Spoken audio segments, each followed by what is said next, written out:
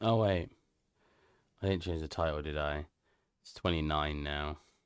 Bugger. Video.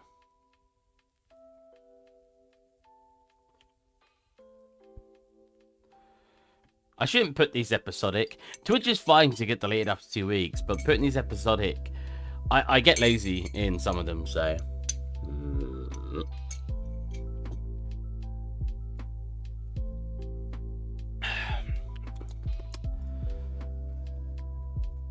Oh, bugger. I hate that you guys must have witnessed this yourself.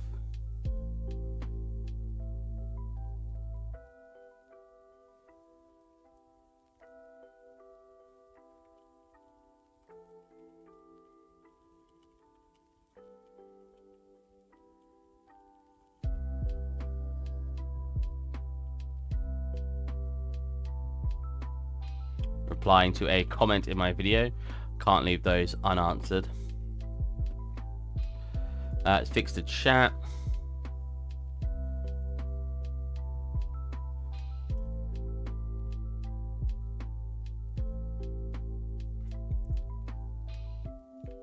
There has to be a way where I don't have to do this every time.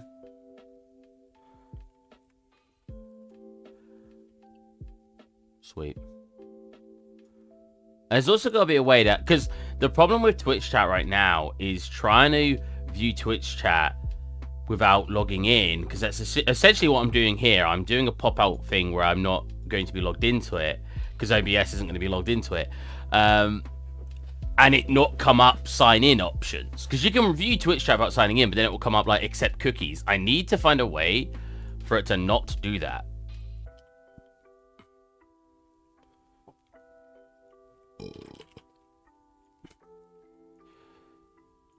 I had actually I waited for some people to get it before I say this.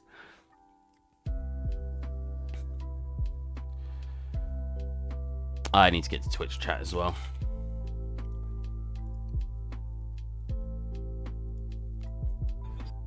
Or I need to find a website that combines your chats together live, because then I can use that URL to make our chat box.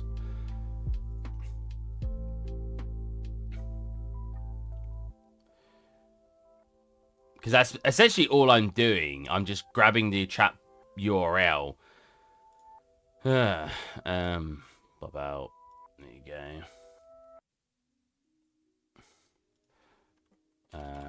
YouTube and Twitch combined chat viewer.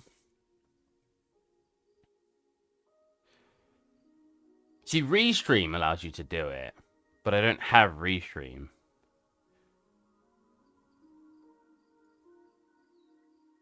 Because it costs. I don't want to use Restream.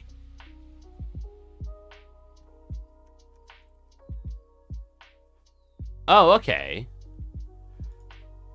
So this Restream kind of works. Amazing. Thank you, CMD. I've not done anything yet. But thanks. Let's load up the Simpsons scene. Settings. Appearance, reply, bot, analytics, Discord, filtering, about. That's Restream chat. How do I get into normal Restream? If I can log in with both, I wonder if I could still use Restream.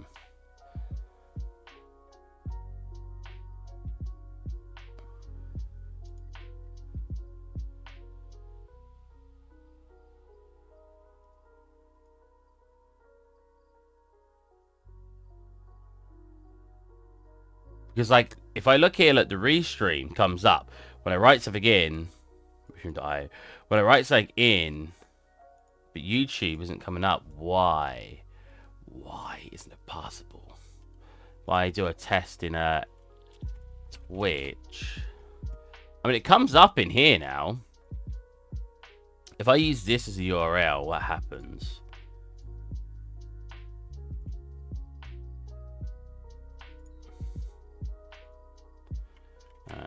Twitch chat.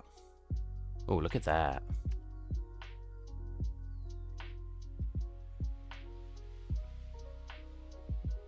That should come up. Ah, again, it just asks me to log in. I mean, Unless there was a way for me to log in using this.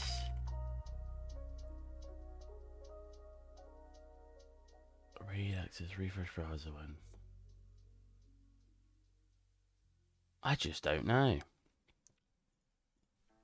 Every way I seem to try to figure out to do it, it comes up a problem.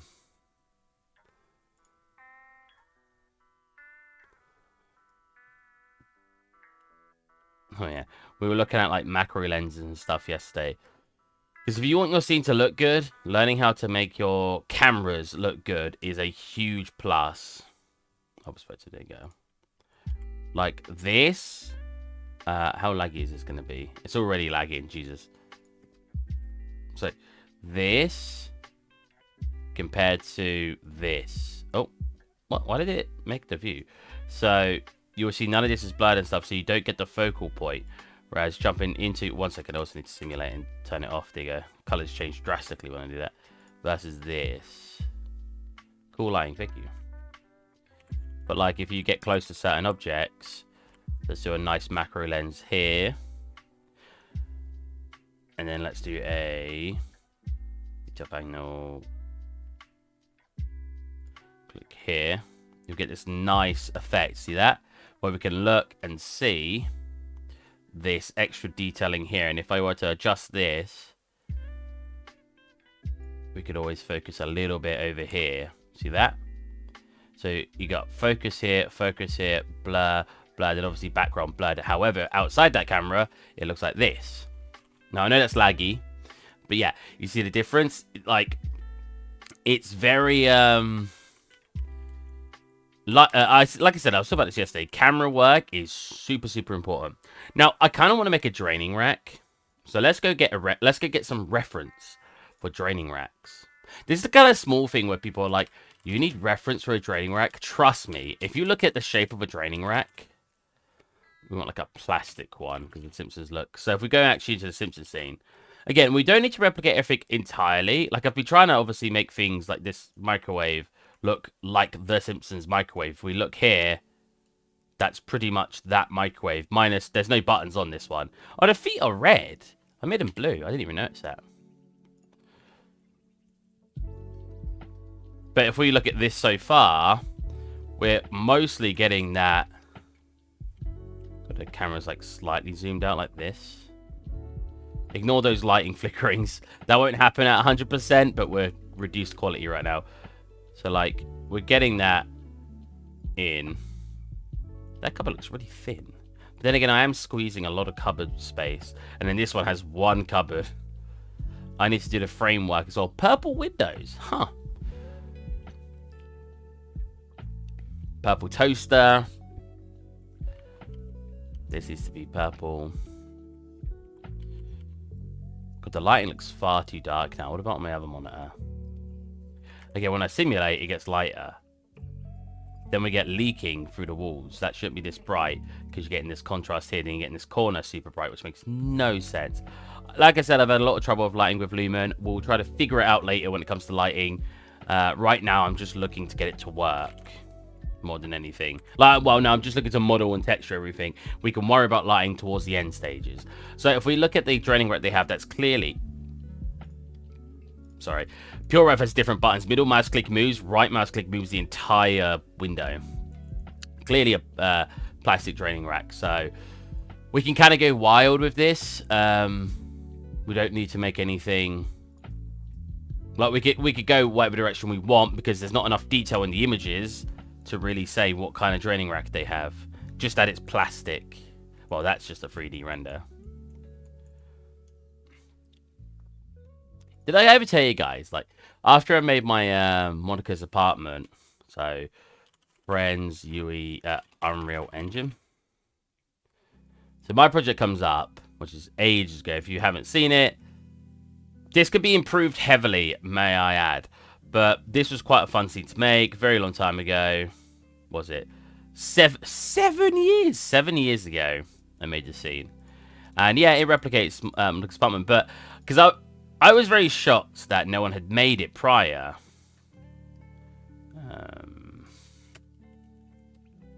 But then I remember making it and then finding... Oh, look, it's me. at finding an actual 3D render or an Unreal Engine of it. Oh, I can't find it though. And I was like, oh, okay, I don't need to worry about like competing. It was like really low res. I don't know how to say it. It wasn't very, as much as I don't want to insult the person who made it, it wasn't very good. And I remember being like, oh, okay, it's fine. I didn't get somebody else's idea first. Well, technically I did, but so this, we're gonna have to make some cups and plates and stuff like that too.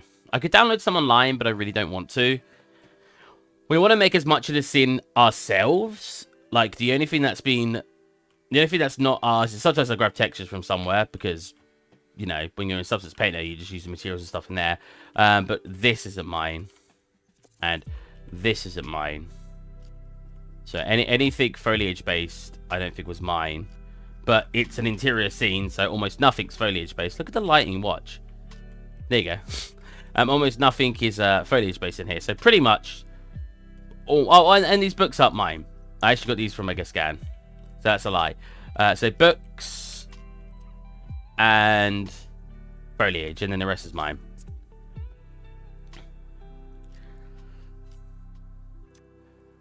Training rack. So I think I want something like this. Oh, straight to Amazon. I hate that view image isn't the instant thing when you click it. Hey, Just Places again. I'm pretty good. Yourself?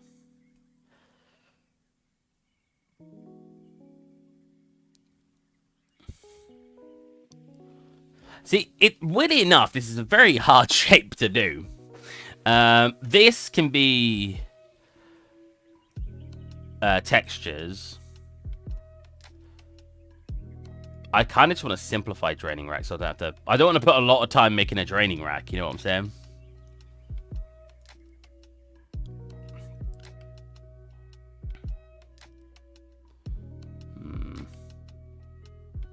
I'll have a go.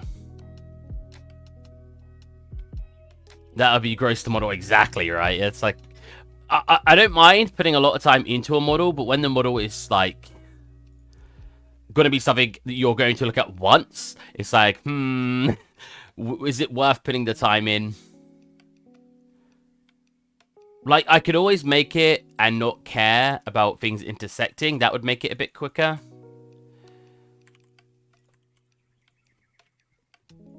So if we get like the base.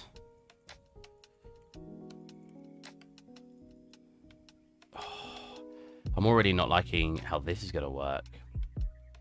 How about we just get the piece first? So you've got the piece of resistance. You've got always, everyone loves detail now. You're not wrong, Aston. People do love detail. I mean, one thing in my scene I'm trying to get like done is if we pop to the side camera I was just looking at, stuff like this, where if you get really close, you get all this extra detailing. Oh my god, camera is so fast. So if I do that and then set a... I'm not selecting the camera. I just literally did this a second before you were here, but let me just let bonk. It will focus on here. Now if we go close to certain surfaces, like go close to the couch, bonk, you'll see we have like micro detailing on the couch, which is a lot of extra work that I probably shouldn't be doing, but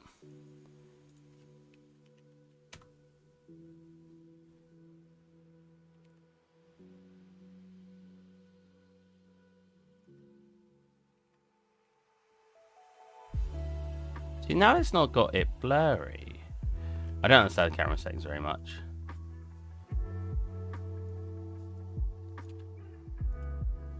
So it's still blurry over there, it's fine. So yeah, if you go like that, you'll see all this extra detailing. Like, whoa. So that's what I'm kind of looking for certain parts in the scene, with that sort of that extra thing. I did a little bit to the couch, to the table yesterday too, to make it have a similar effect. Looks dope though. Like here, Like, you get all this detailing appear. The shape of it looks very unnatural, though, so I might redo it at some point. It's just tiling textures, but it can be awkward to set up. I need a simple draining rack. I'm not making that. I'm looking at it like, I could do this. No. That's too much work for a draining rack that you're going to look at once.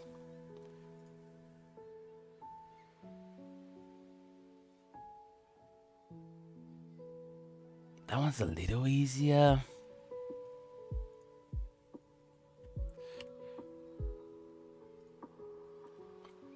Oh, whoops.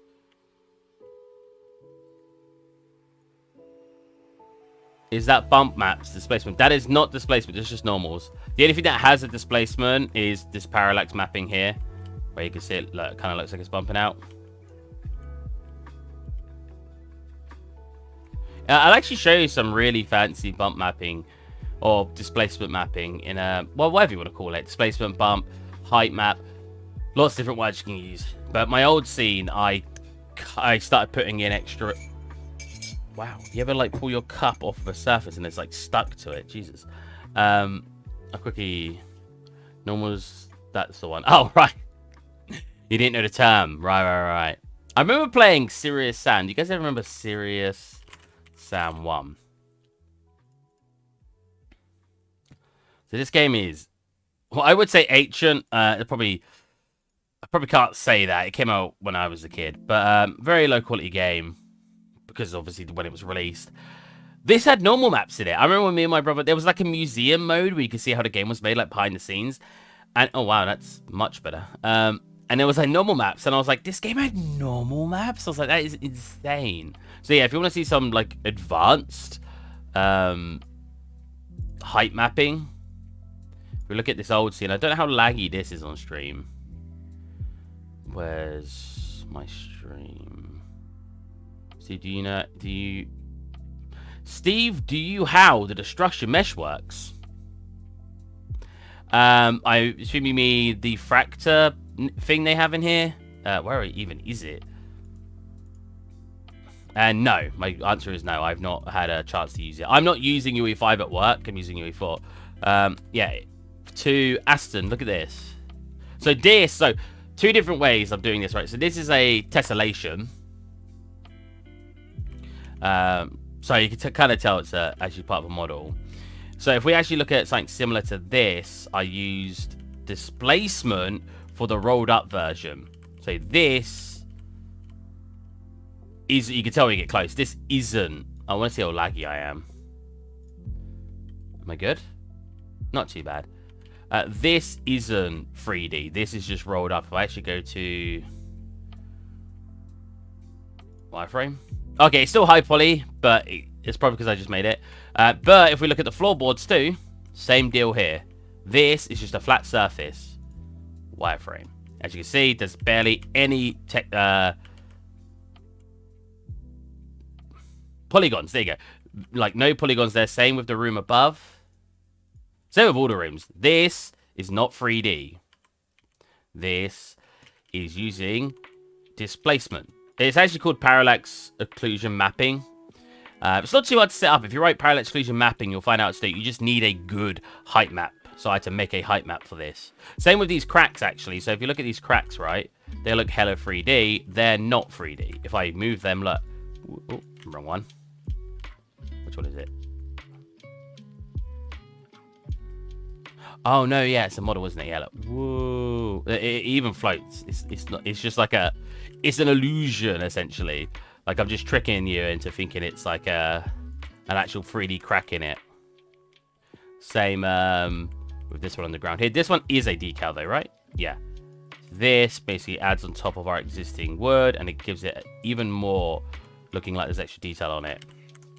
But I can actually show you turning off our height ratio. This one. So that's what the texture used to look like. So normal map, so it still kind of looks a little 3D. And as we turn up the occlusion mapping, boom, it now looks hella 3D. None. Occlusion mapping. None. Occlusion mapping. I've been learning UE4, UE5 for a while. I get some of what you're saying. Nice, nice, nice. You get some of it. That's better than getting none of it. Don't save that.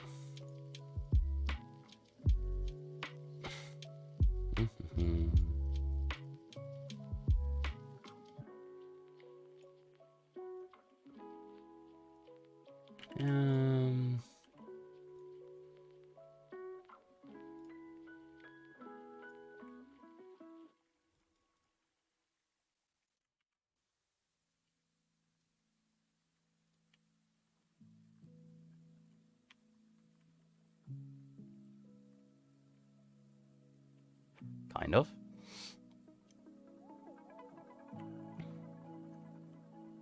Goes like that.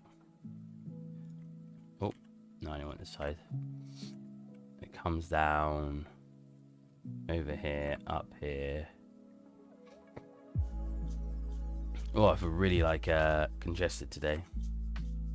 Okay.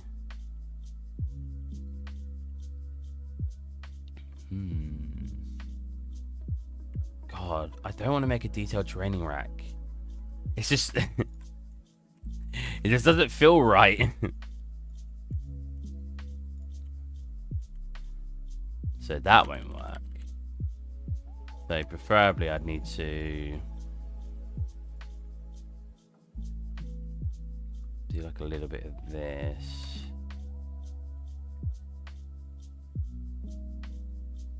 Do something like that, and that'd be where your plates go. But now we've got this whole destroyed geometry. So yeah, I don't know. I really don't know the best way to tackle this from a 3D perspective without having it super high poly.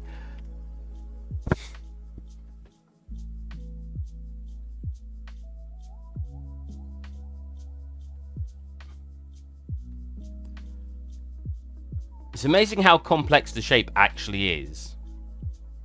So again, I think if we separate into shapes, I'll have a better geometry. I hate effort. Effort's the devil. I want everything to be nice and easy.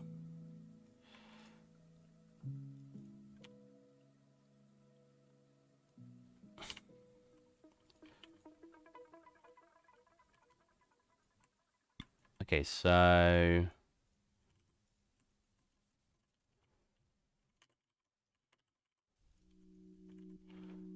hey, moderate. So have you got anything to show us, Aston? I always like to ask people in the chat if they've got anything they've made that they'd like to show the class, if you will.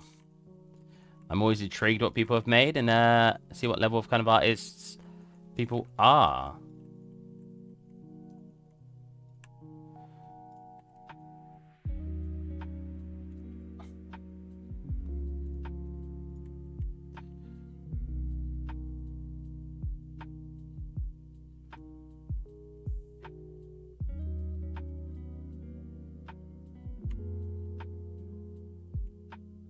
Kind of like this shape.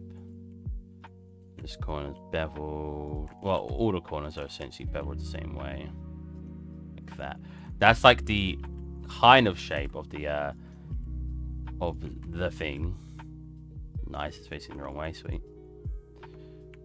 Cool. I see that won't work because we have all of this. This we want to align. So I might have to manually do that. Snap. Snap, my favorite card game. You guys ever play Snap? People are sitting there like, what the heck is Snap?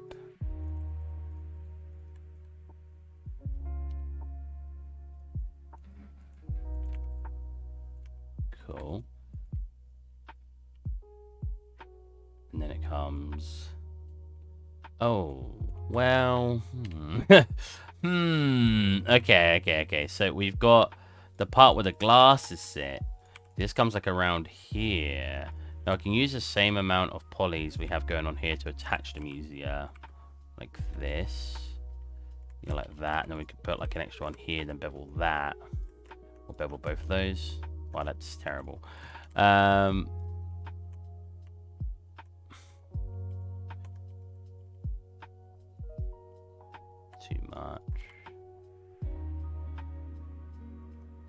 We can always subdivide it afterwards to help the shape smooth out a little bit. Cool. So now this is the fill in here. If I instead do this, well, that's not going to work the way I wanted it to. If I instead do this, there you go, and then fill those in. No, it's not a very good way for the geometry, is it? Okay, well, if we just do this then.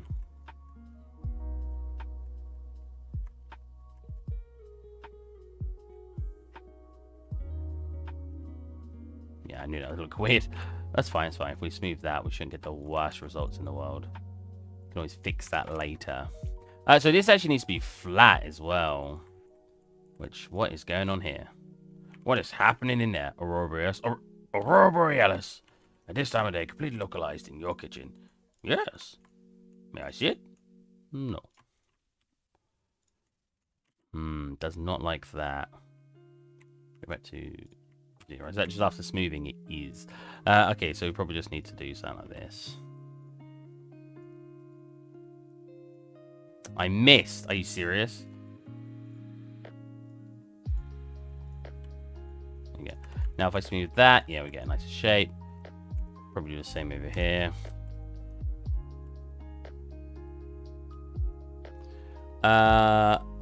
No, I can't 3D model for the life of me. I was toying with GTA assets a while back. Oh, nice, nice, nice.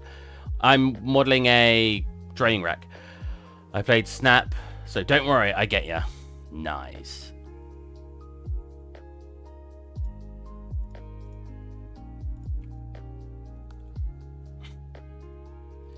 So how do I want to align this?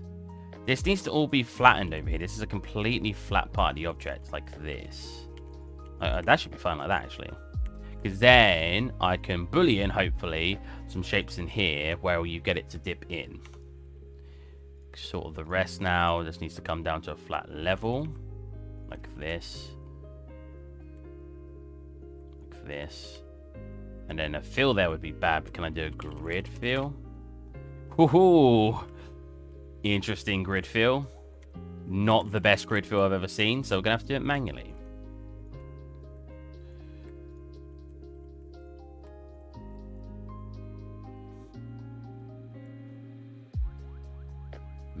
One, two, three, four, five.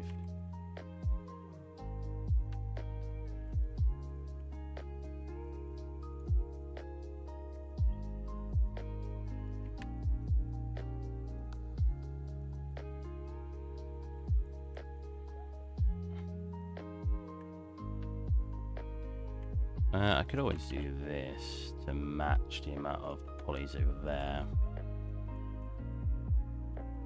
This is a very scuffed shape so far, which is fine. I think we won't have too many issues, even if it's just scuffed. It will look weird when we go to smooth it, though. Wow. Because we need the bottom to essentially... So that's the terrible way to do that anyway. So if we do this, this, and then do this,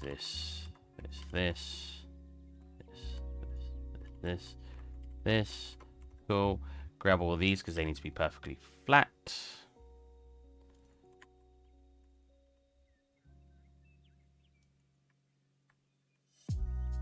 Cool.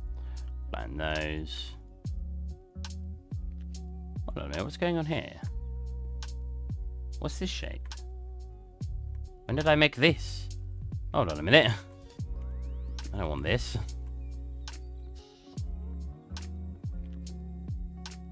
I want...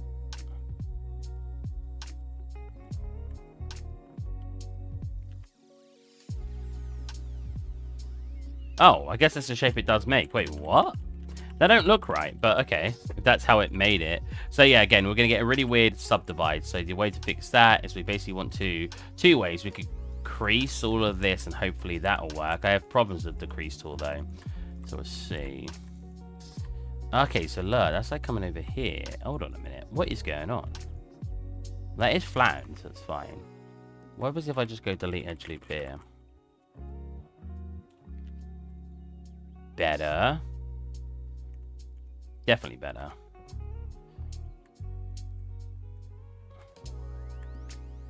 think I could delete this then, right? Grab those.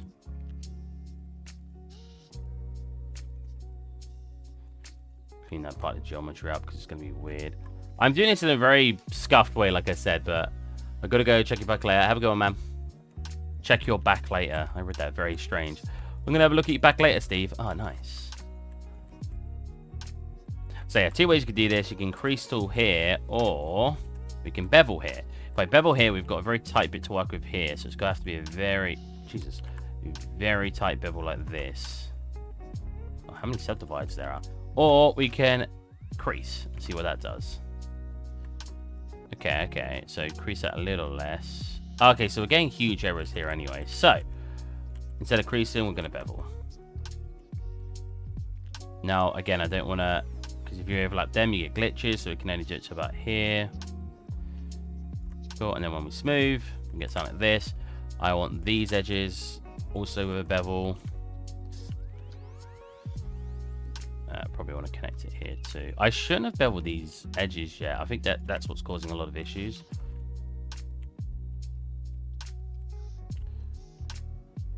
Like, look at that. That's terrible. Bring that back over. Oh, you know what? I think the reason we're having issues here as well is I should really be beveling the whole of this. Like that. Oh, not including here. Here. There you go. That's a bit better. Am I missing something here? No, it's just the way it's smooth. Cool. And that would be our base shape for our draining rack. A little messy, but pretty much what we want. So I'm not complaining. It's actually far less messy than that I'm giving it credit for. It's not too bad. Like, that's actually not terrible geometry. If we apply this, it's also not too bad. I could clean up here. But we also need holes coming over here. So this part's going to be very interesting. God, what would be the best way to tackle this? Again, we can boolean. I know that's one of Moderate's favorite things to do. Do sound like this. Now we want to basically grab these, go to a little bit more of a point, and then bevel them like that. Sort of. A bit more like this. There you go. And then that needs to go like here. Cool. If I actually apply a weighted normal, so new one, yeah, we get a little bit of smoothing to that part that doesn't look very nice. Smooth that.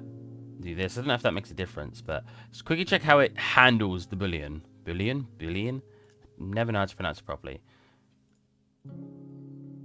I kind of just want to make a hole for now. Okay. So here.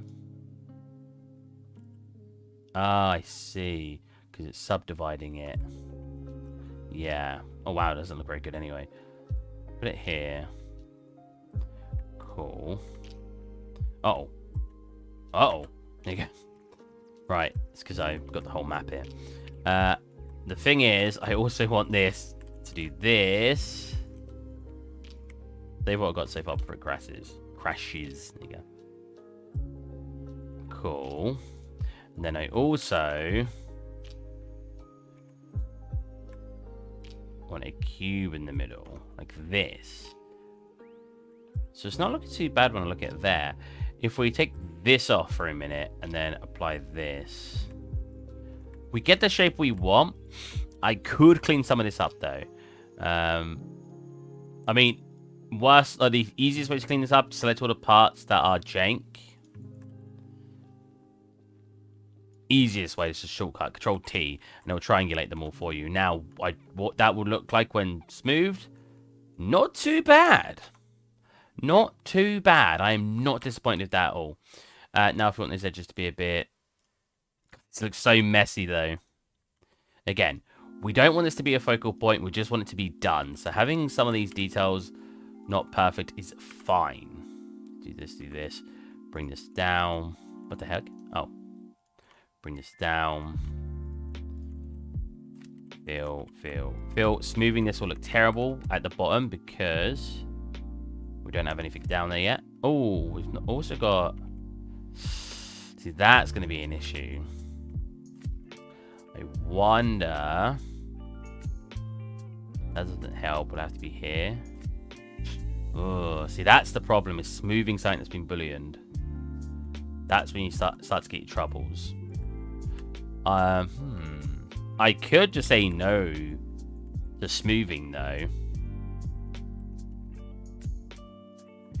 God, the normals on that are disgusting.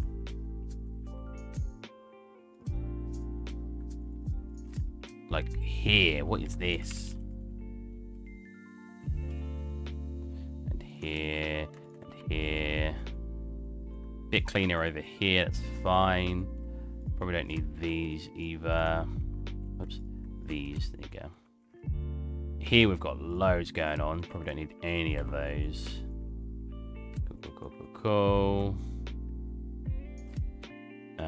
Probably don't need that, which means we probably don't need any of this.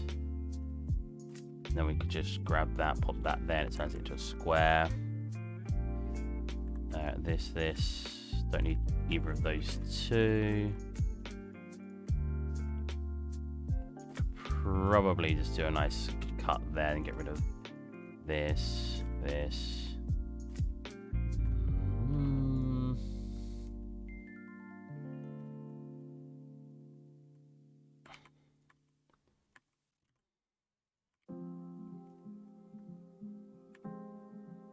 So I'm untriangulating it now, essentially, because I'm actually making it proper geometry and not some janky boolean.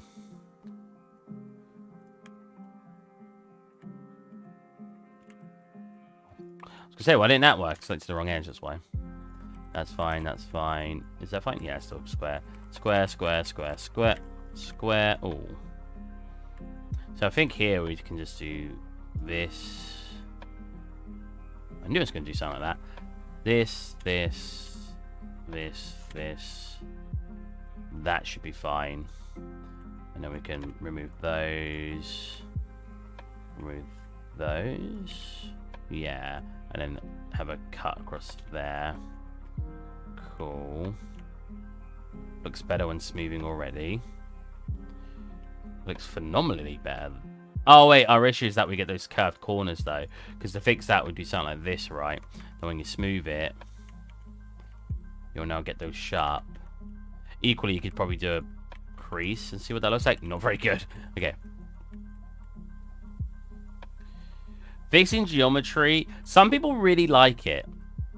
It's definitely not one of my favorite things to do.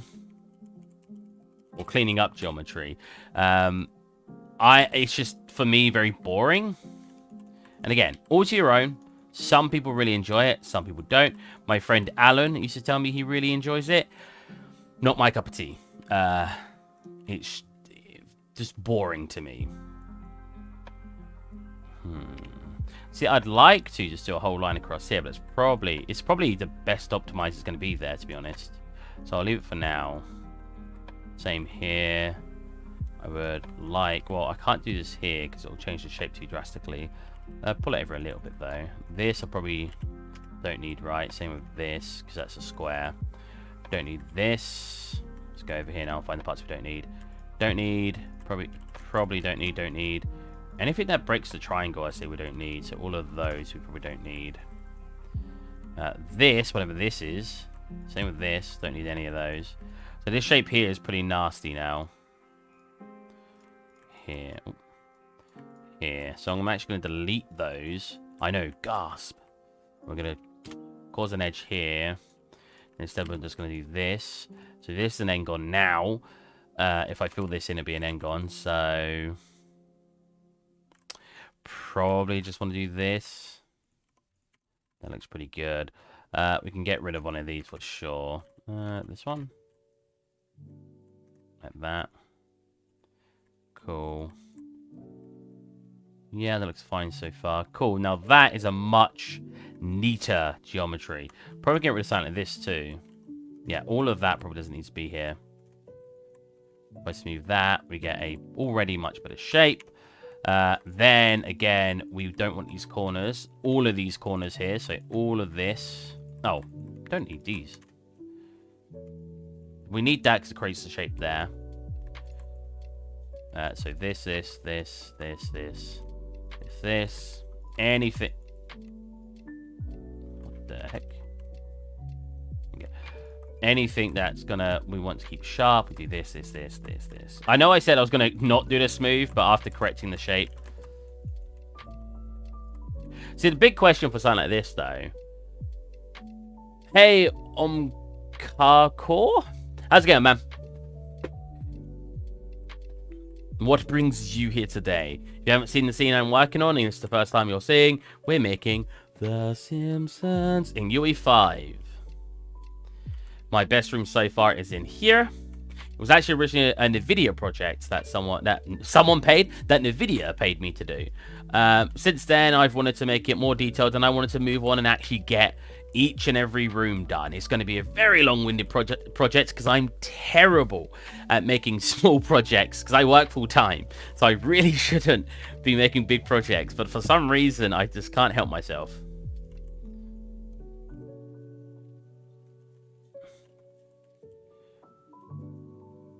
Something like this. What's the weird issue here? Is that just because I need to merge center here? No, I do not. That looks terrible. Here's fine, or kind of. What if I do? What if I smooth? Instead do no, it doesn't really work.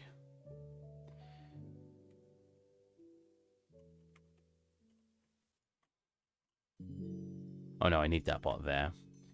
I do think we need this though.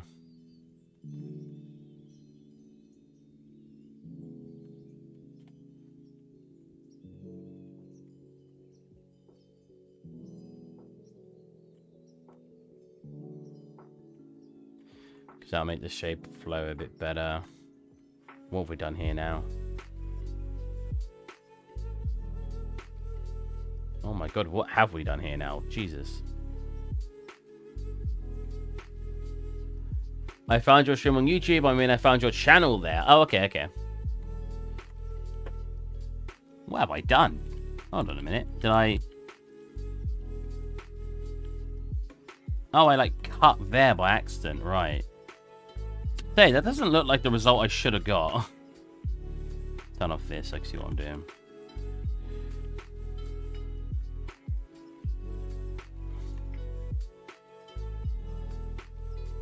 Not too fast for how that looks on now, because I'm just gonna do.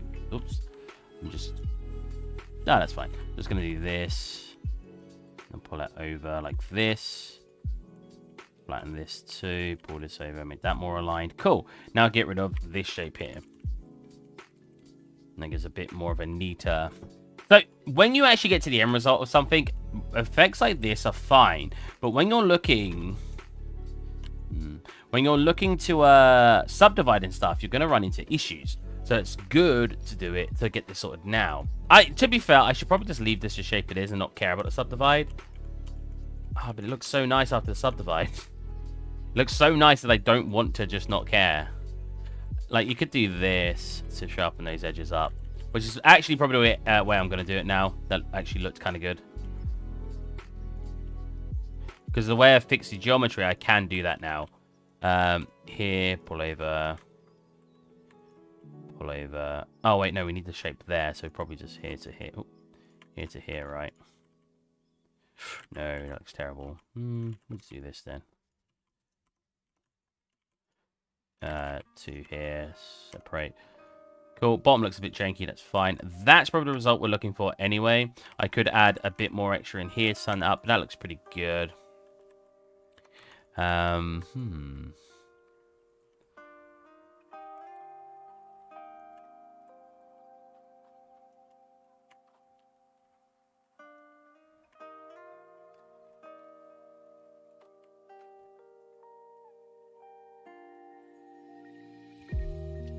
Nope. That's the one I'm looking for. What do you think of the channel so far then? What is your first impressions? Omkar? Is that fine calling you? What's your first impressions of the channel, my dude? Do you like what you see? Do you hate what you see? Do I look like a garbage artist and you're here to tell me, oh, Steve, you suck?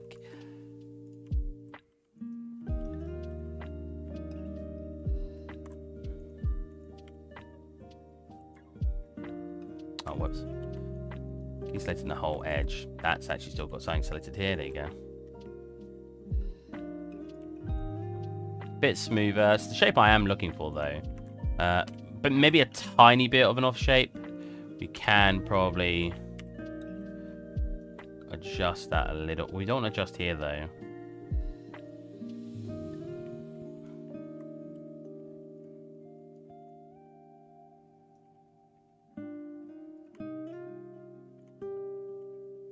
Looking close to what I want.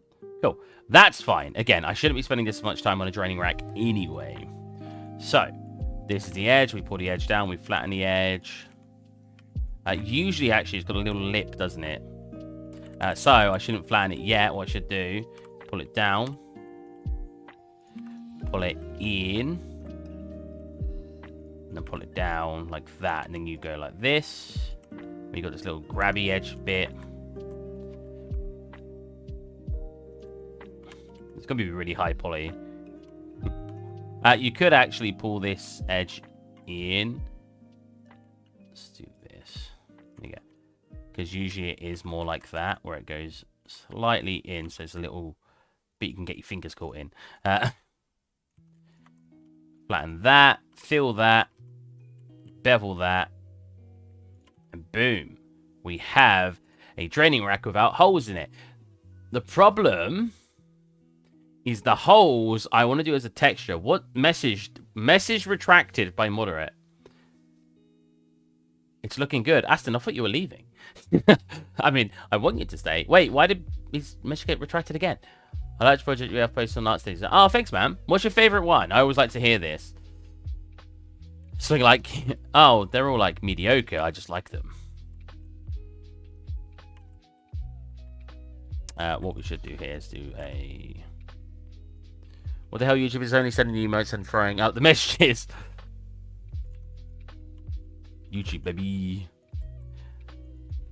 I mean, do we even need a subdivide? It makes some areas look nice, like here. Admittedly, that's supposed to be sharp. Like that.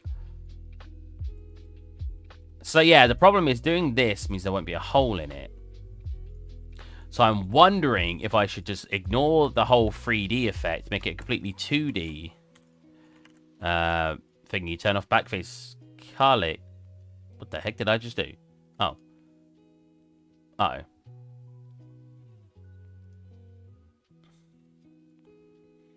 How did I do that by accident?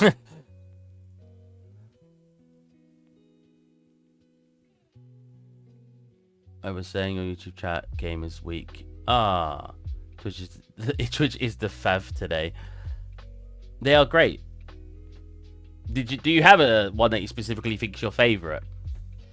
Man, come on, Blender.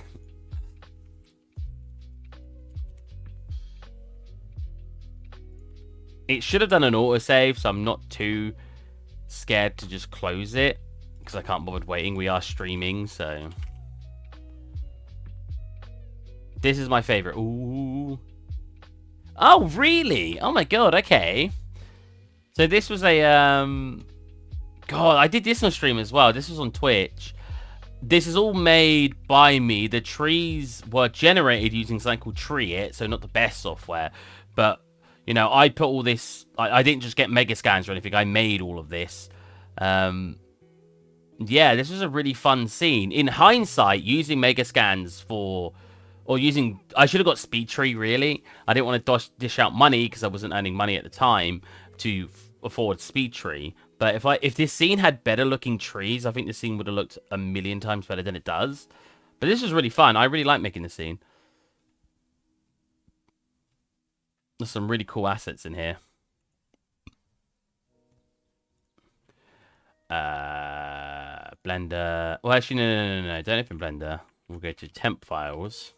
So for those of you who don't know, Blender actually does really good autosaves. I don't even notice when it does an autosave. If you go to your temp files, you should find... How many temp files have I got? Jesus.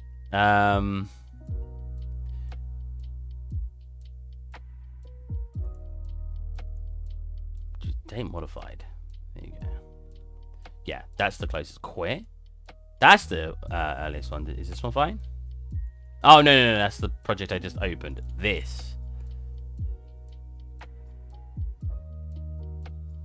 Then if you save, it will save over. It didn't. What? Usually it saves over your actual one. Is it because I got actually click recover? Autosave. So it would have been... Oh, it's already wiped over it now. Okay, so let's just save that over. I don't even know where the household tutorial is. Can I open... No, I want to open its file location. Is there not where to find its file location? Whatever, I'll just save a new one to my desktop. Yeah, it's just saving this autosave. Usually when you recover it, it will save over your existing one. It's very annoying. New. I don't mind having a new one because it means if I break it, I can always find the old one. So what I was saying was delete all the faces here, turn off back face, and you do this instead. So that way when I want to texture holes in it, I won't have to worry. Baby, don't worry. Even if the sky is falling down. Did you guys ever listen to that song? So this is way too wide out now, I think. Well, maybe not. If I do that.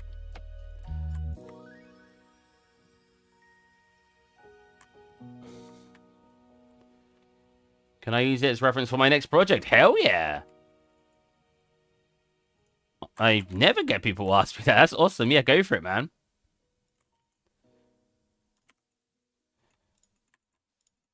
I kind of actually like the depth of that. I'm going to leave it even though it doesn't feel right here.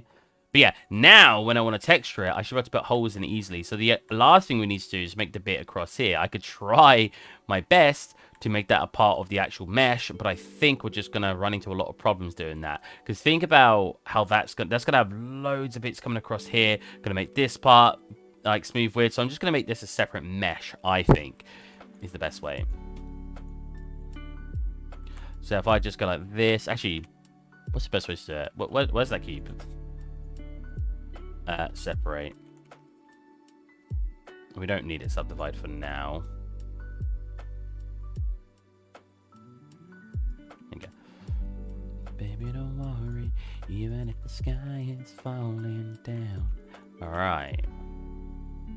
Do something like this, like this, like this.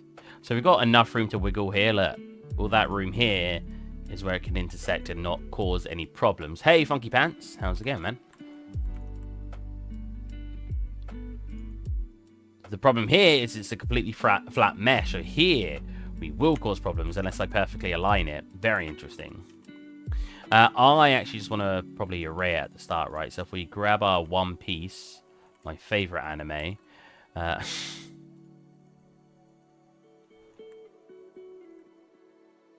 Do this. Now we can attach our bevel. Not yet. So this gets a little squeezed at the top. Comes out a little bit like this. Cool. Oh, actually, not cool. It needs to come back and do this. There you go. That's what it looks like. I need to make it a bit thinner. Like this. Cool. And then, at the bottom it comes... Oh, Jesus. So this isn't supposed to be as tall as this. I think we need to make this a little taller. There you go. That's too much. A little taller. Like here. These parts go down. Actually, I don't need to do that. What I can do is just grab what we got going on. Like this. And then all I need to do this, do this, do this, bring them down like that. Should work the way I think it's going to work. Admittedly, this can also be a texture the more I look at it, but too late now. We're already making it a model. If we array this, oh right, the shape of it causes it to do that, right? So we pull that back and then do a merge. And try to... So we want the merge to happen first before the subdivide. Turn subdivide off so I can see what I'm doing. Oh my god. Here we go. Cool. Now if I array this along... first of all, we need to definitely make that wider. Sweet. Honestly, we need to make this part come up as well. Actually, it has much more of a smoothing effect between them like that. Yeah. Cool. It kind of looks like it does this as well. It goes in slightly. I mean, this is kind of just making it 3D now, but...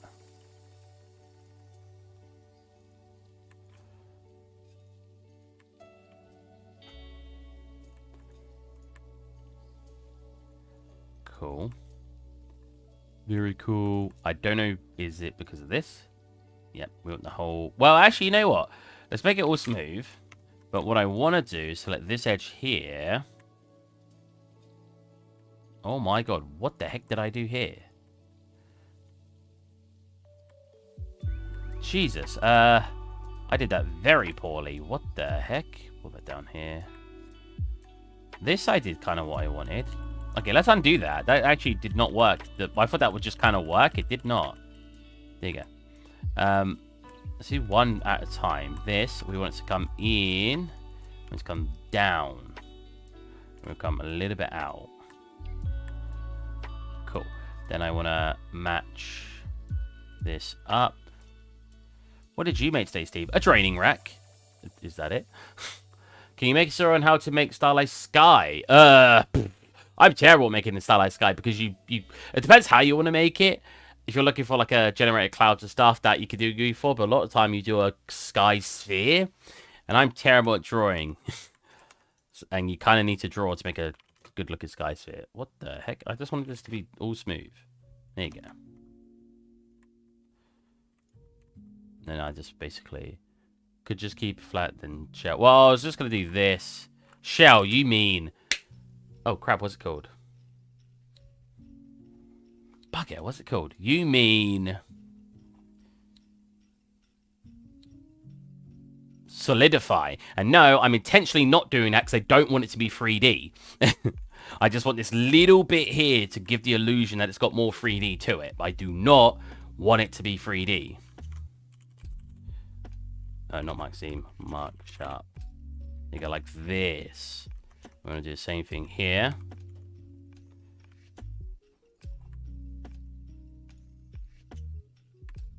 So it's got to be the same, right? Bring it down, bring it out. Like that.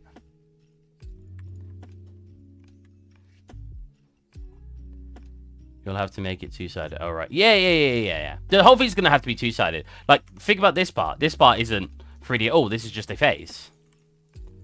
So, when you get to this part... Oh, actually. Oh, yeah. Look. Without it being two-sided, that part would be completely transparent. Yeah. The reason I want to do it this way, mostly is for this part. Did I just lift that, or... I did. I didn't think I thought I undid it.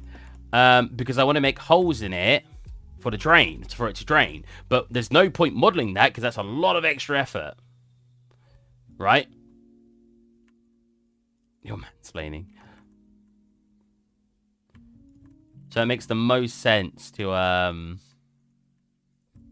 yes, don't worry, moderate. People, you've been here enough. People come in and they'll go to me, oh, do it this way, Steve. And I'm like, no, I'm intentionally not doing it that way because, and then I'll follow it up with the reason I'm not doing it that way. Sometimes there is reasons, like I don't realize there's a better way to do it, but a lot of time there's method to my madness. I don't mind that people don't realize this. I want to add that. Like, I go to people's content and go, oh, you should have done this. And they say to me, no, I intentionally didn't do that. I'm like, oh, okay. These are much wider than I thought they were going to be. That's, yeah, it's not a bad thing to tell people, oh, do it this way. As long as you acknowledge that the way that they're doing it may be intentional. That's what we're looking for. Yes. A little too thick. Thin it down a little bit. It aligns mostly with that centerpiece here. Don't know what's happening here. I thought I fixed that. Did I not? I only want to subdivide it once. I did not. Did I undo it? Oh, it crashed in it. Let's save what we've got so far. Skysphere is using the blueprint, a basic Skysphere without drawing. Oh. I mean, I see what I could do. There you go. So this is going to be way too high poly anyway, look. But actually, it's not too bad. We're not looking to care about poly count. I know people, whoa, you're not going to care about poly count? No. It's fine. We don't need to care too much about poly count. If I wanted to make this more optimized, you'd actually do something like this. So where this connects here. So I want this part, then you'd go, and you'd start coming along this edge here, having it all connected until you get all the way to the end. It's all connected. I do not care. We're not looking to make it super optimized. We're just making it good enough. Put this away. There you go. So I keep. So when I unthingy on a whatchamacallit. So that looks pretty good. It's actually curved the wrong way. I just realized. I don't know if it makes much of a difference, but just in case it does, we're gonna do this and place it in. Cool. If we then convert to mesh, it will apply our transforms. This part is not looking the way I wanted it to. Why is that? It's just not remotely aligning. That's fine. So, okay, it's over here now, isn't it? So we just want to pull these in a bit. Oh, did I? Wow, did I just do it perfectly? Nice. That's good. We do one subdividing, we get this nice curve to it. Apply that. Oh, nope. No. Apply your array first. Okay, again, if you don't want to apply these separately, convert mesh, and it will apply them all for you, and we get this. Again, we're not caring about the poly count. Shield your eyes, people who are upset about my poly count. I kind of actually still want to keep the subdivision on. So we'll apply the array because there's a slight change I want to make. When we do that, I want to then unhide it and bugger. I've just pressed, there you go, the button to make everything in the scene over there wireframe. I want to flatten this and then attach this neatly to here. Because of subdivision, we're doing that. Is there a way I can change that? Nope. I'll just do it manually. Then I'll just do one here, and then pull that in. Can't remember if I said yesterday, but my boss was really nice to me. And he wrote to me thanking me about all the hard work I've done. And I felt so lazy this week. So having my boss message me, thanking me for how well I've been done, I was like, thanks? Technically, there should be a hole here, and this should actually be lower than this. We pull this down. So it's actually going to go through the bottom. There's a lot of issues to this. So not making it attached to the mesh. But it's just easier for me, because when you actually look from the bottom, you'll see like parts coming through, especially here. And I'm going to have to perfectly align this so it doesn't look wrong.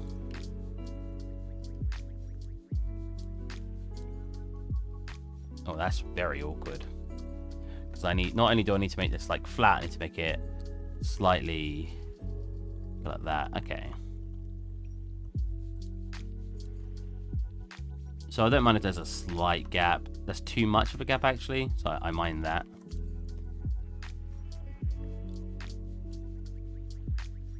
Cool.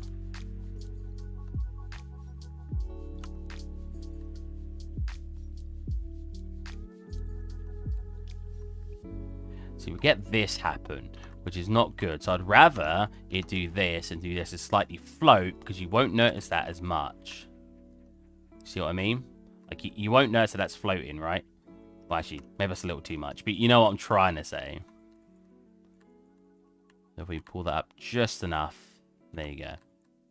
You won't notice that that's floating, and it will just look fine. Cool. There's our draining rack. Now we just need to get the rest through textures.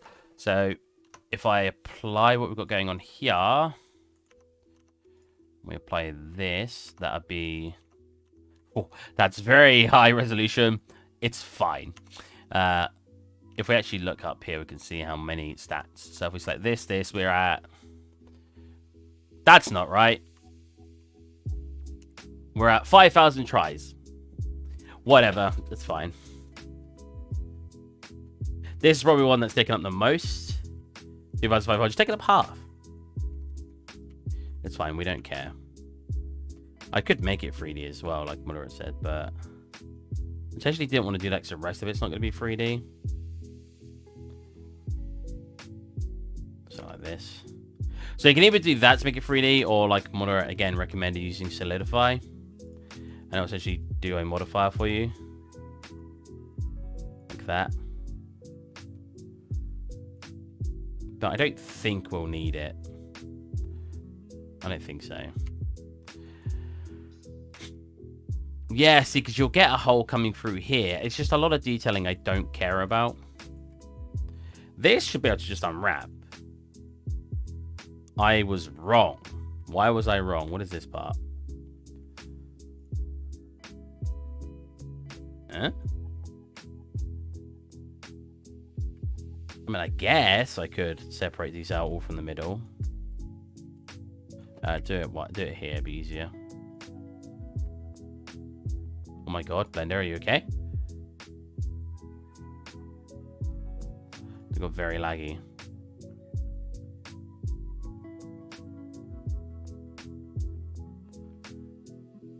That's beautiful. Thank you, thank you.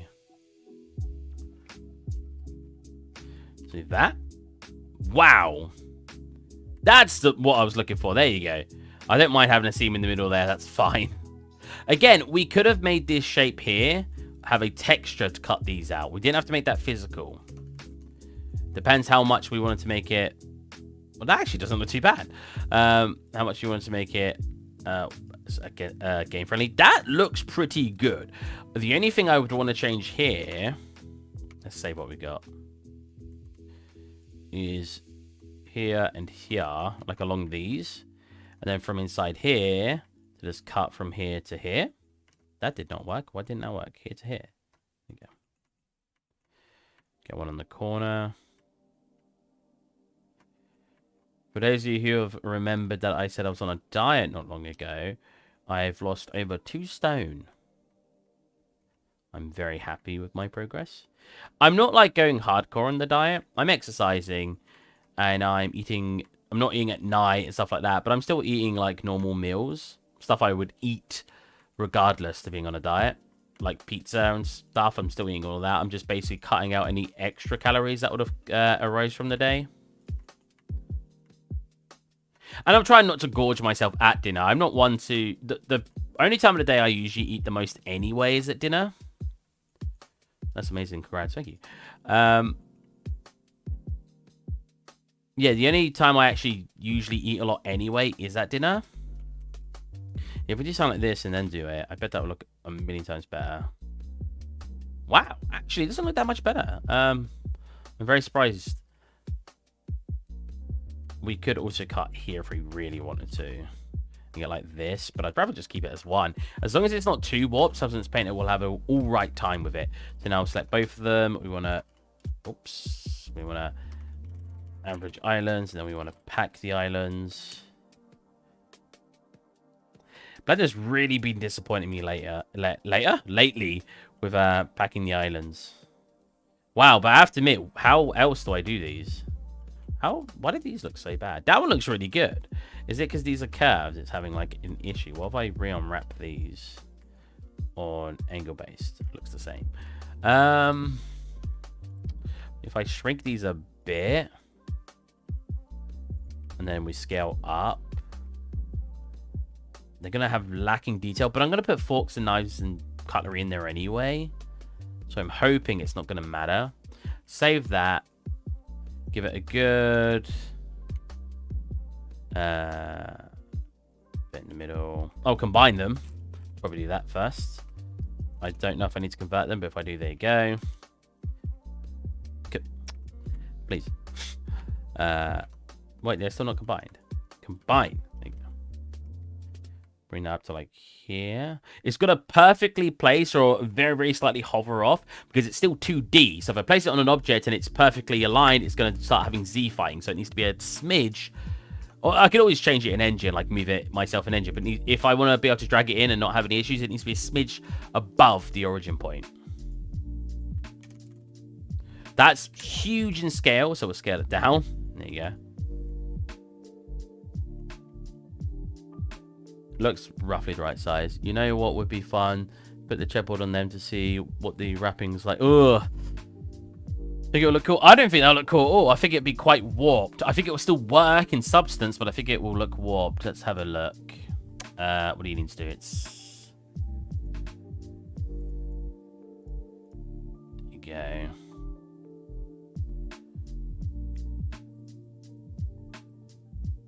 Is it going to crash if I do that? Wow, the lighting on that looks really cool, even though it's just black. And then it's this. That didn't work. Oh, there you go. It's not warped too badly, actually. Here, I've scaled it so it looks a little bit too small.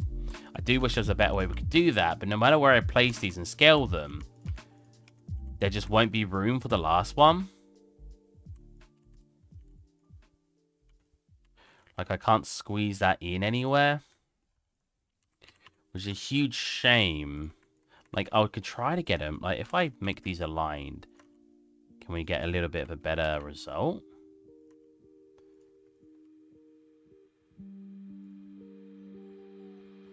But it's so difficult. Here.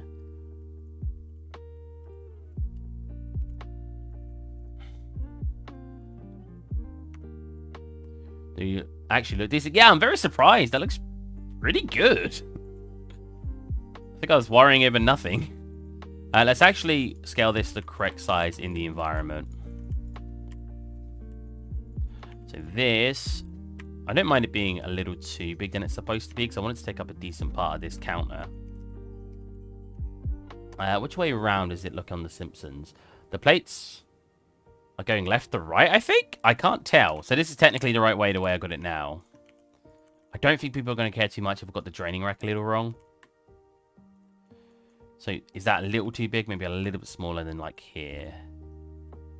The problem is the draining rack doesn't make sense because the water, where is it going? It's just going to here. Usually with a draining rack, you have it connected to the sink and it will like go over here. Hopefully, I'm just going to make it the way that Simpsons has it. Oh, no, that's right. That doesn't. Well, no, that's not right. I need to make holes in there, right? No, because it doesn't. It's got holes in it. I need to do it in the texture, right? Okay, that's fine. Again, hopefully you won't notice this. But yeah, like... Oh, wow, that is clearly inside it. Wait, is it? God, I can't tell. Let me change the color so it's more visible. There you go. Yeah, it doesn't make sense the way that The Simpsons has it in the first place because... There you go. Because... You'd get water everywhere. Cool, that's in a nice spot now. What the heck are these? Oh, right. They were the shapes I used to make the draining rack. That looks good from a distance, which is where you're going to be viewing it from. Get it from my good side. SM _ kitchen _ draining rack. This scene's going to have an insane amount of assets in it. You have to remember when people make scenes or when you make it for games, you're supposed to reuse assets, but I tend to make scenes where reusing assets will make it look too samey. We have reused some assets, like if we look at the chairs, they're duplicates of each other, right? These are duplicates, so I'm trying my best to duplicate things, but because of the way that the scene is, and because I want to actually replicate how The Simpsons looks, I don't want to cop out by just going, that looks fine, you know what I mean, like with it duplicated. Who's messaging me? Ask for help.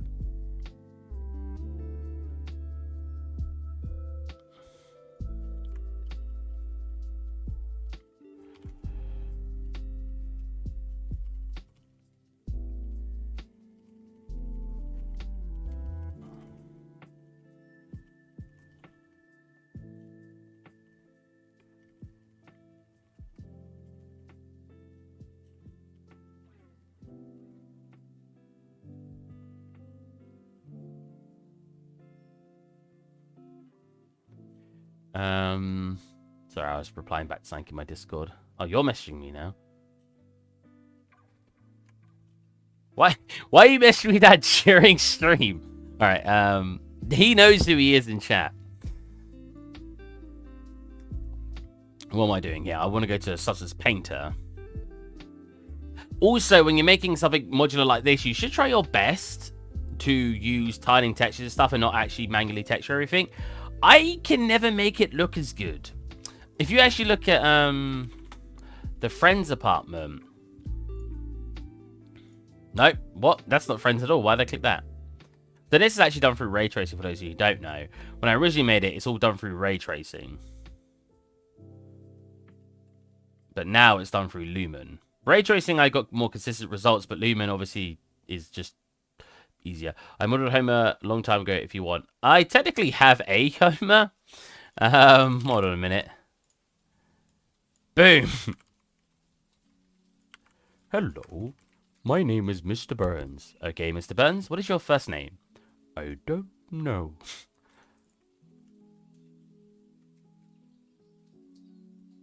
I mean, if you want to give me your Homer and you want me to display it in the scene.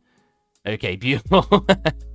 Oh my god, he really wants for Sever in the microwave. Jesus Christ. Okay, Homer, chill. That looks so cool. I like the effect. I wonder, this does have distance fields in it. It actually looks quite nice in it now. We didn't have these bumps in it before, but I have to admit, adding them makes it look very microwave-like. This is really dark. Why is it so dark? Is it metallic?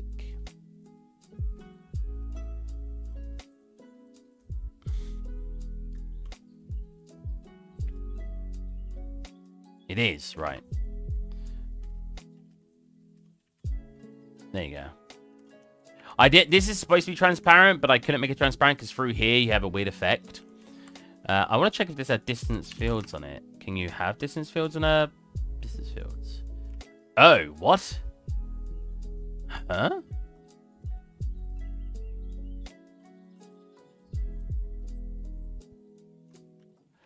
Very interesting. Is that to do with the achievement range? Get out of here. No, that is very interesting. Okay, we don't want distance fields on that. Jesus, I went so... Oh my god. Hello. My name is Mr. Burns. All right. So how's it going, Lorenzo? Oh, what a cool name. I like other names a lot because my name's just Steve. And Steve's a very basic name. People remember it.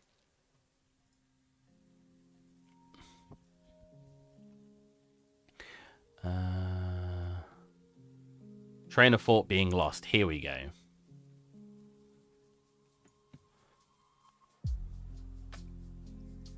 Do you get a different...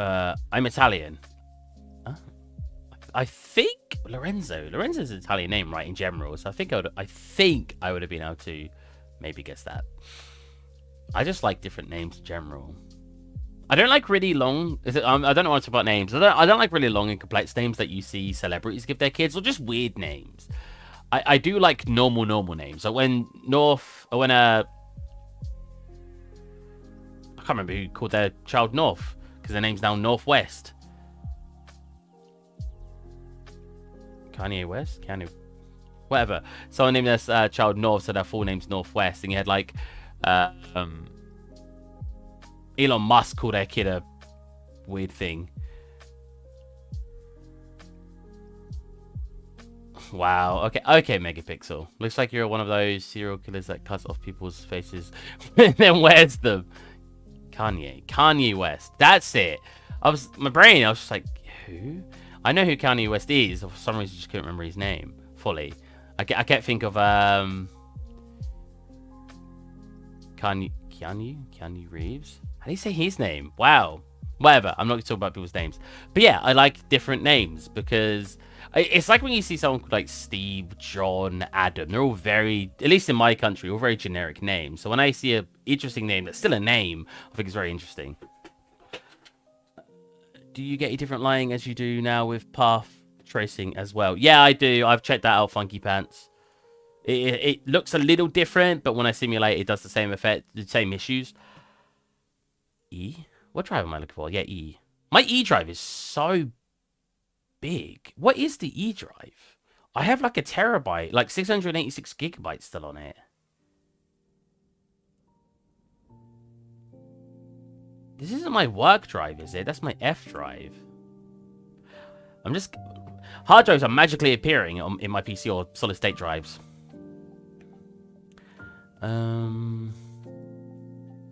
is this? Oh. Okay, anyways, let me just train of thought. So we want to go to Simpsons assets, kitchen assets, SM underscore, kitchen, and we just got it draining rack, right? No? Where is it? Do we not just call it? Oh, we've not saved it yet. Draining rack. There you go. Should pop in here. I've saved it in the wrong location. Yes, I have. That was on my desktop. Whoops. Save it in here. Nice. Draining rack. Boom. Grab that. Pop that in here. I was going to... wait, ignore me. I was so delayed for some reason. I was going to have a basic name, but then my mum thought it wasn't basic enough, so they closed the most default character name ever. You know what I'm talking about, Steve? I do. The thing with Steve is it is a really good name. I don't regret having my name at all, because everyone remembers or everyone knows a Steve. It's such a name that people just recognize, that I like it for that reason. But it is a very generic, normal name. Like, you see it in movies and stuff. Like, for some reason on YouTube videos, Steve tends to be the guy who randomly dies or something. Like in a horror skit, Steve's the one who dies. My uncle was called Steve. Nice. I actually don't know many Steves. I know one Steve in my chat. Last time I checked my C drive and it had like 30 gigabytes, 30 gigabytes left free space. I was like, what? Then I remembered I didn't delete my bin and got a lot of space back. You know what? I wonder how much I'll get back from my bin. So let's check what mine looks like. We've got 28 gigabytes in my C drive. Empty bin. Oh, it's taking a while to empty the bin. Must be some stuff in there. Problem is, they're probably deleted from another hard drive. 32 gigabytes. I got 4 gigabytes back. That's not bad.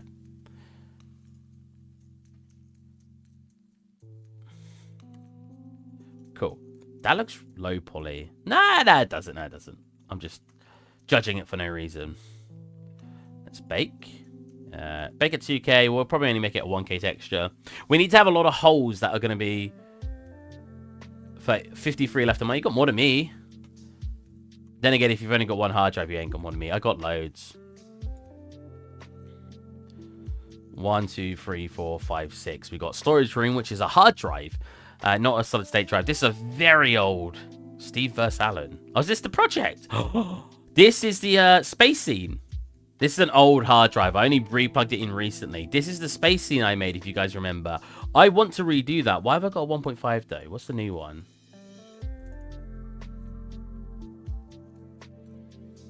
25th of the 8th, 2020. Wow, I opened that quite recently.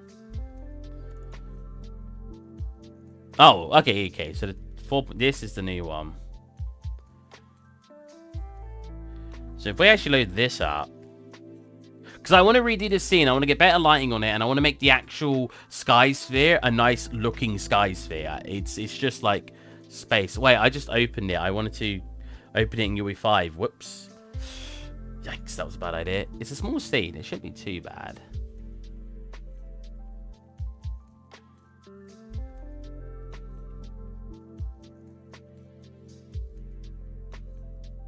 Wait, where's UE4 gone? It's barely using my processing. What?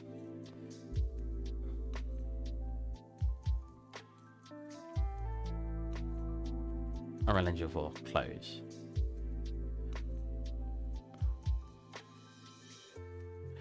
There's actually something you could... So, Windows stores all your downloaded files. I don't know if you guys knew this. Not downloaded files, sorry. All the updated downloaded files. Or at least it used to. And it used to store them in a folder somewhere on your PC that I can't remember where. But you used to get a piece of software that would empty out the folder it stored it in. Because if you had your PC for a long time, you'd slowly accumulate loads of Windows updates. I remember clearing like 50, 100 gigabytes or something. And I was like, what? It was just such a huge amount. I was like, are you serious? Oh, did not mean to do that.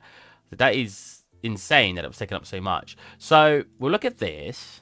So we need like a... I don't know if I want to do that as a pattern. If it's a pattern, what kind of pattern is that? It doesn't look very patterny. Or does it? Oh, it does. Hold on a minute. So it's like big. So it goes diagonally in a 45-degree. So can I make that in? Okay, let's just apply a plastic first. So we'll get a dirty plastic and then we'll adjust the dirt. I like this dirt plastic. Look. I really like this. I wonder what this one is like. Because you can get it, come into here, adjust this. Because we don't want a lot of that. Like this. I mostly just want it for the roughness on it. And then you got a dust layer too. Like which way around are we going? Like this. Again, we don't want that to be too visible. I then can make it a bit shinier. That's not shine. We want to make it grey as well. Let's grab the colour from here. Make it a little bit brighter. Make it a bit shinier. Turn you off. So we don't want it to be too shiny, but we want it to be wet in certain areas. So what I'll do is I'll do occlusion. Yeah. An ambient occlusion. Actually, it's not called ambient occlusion, it's called occlusion. We want that to be our wet mask. Actually, have we got like a damp? Wet? Moist. Oh, wait, moisture. Let's see what that looks like. That was not intentional at all. So we just want this to essentially be rough. We want it to get very wet. In fact, almost like perfectly wet. And I can make it a little darker. Because if you notice when something... So that's not very good at all. That's not the moisture I was looking for. But if you notice when something gets like damp, it looks like it's a little darker. Cool. So we just do something like this. So very slightly. Because what I also would like to do... Nice. That looks pretty good, actually. Actually, I probably could just leave it like that. Cool. That needs to be a darker texture. And honestly, we can make that less shiny because it'll make that part way shinier. So it's still plastic, so I want it kind of shiny. And then if I come into here, we get a little less blur. Cool. Looking pretty swish. Oh, wait. I went to go look at chat and I opened up Discord instead.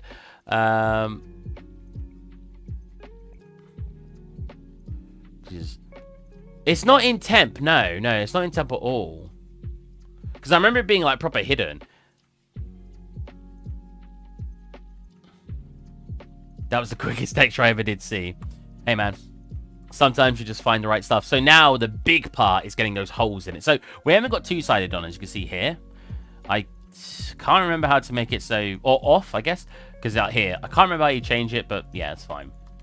I do want to get a slight adjustment in color as it goes down. I think it will just look good. You don't need to... So this is an effect that works really well in stylized, but I've noticed it's not brilliant, so I want to do something like this to make it go darker towards the bottom. Like that. But I've noticed it doesn't always work very well in realistic stuff. It's better for...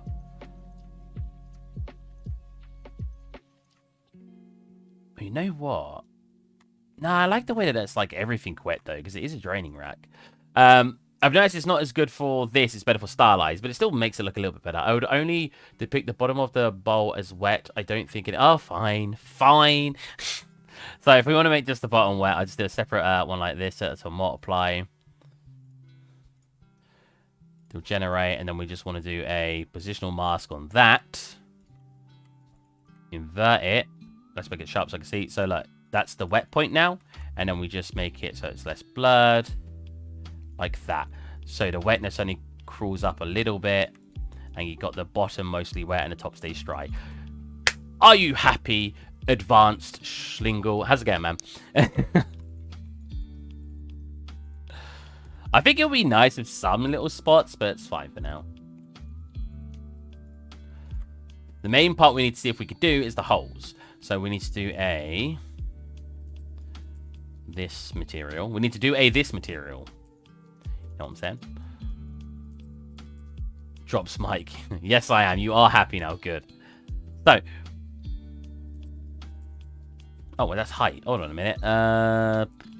add opacity, turn that on. There you go. Oh wow, we can actually go in between. That's interesting. So now we can start adding that. Now I don't know if I want to make a pattern for this, because like I said, the way that it looks like on the actual thing is it goes from small. Wow, that's tiny. Hold on a minute. Let's just put this at the bottom. It goes from small, big,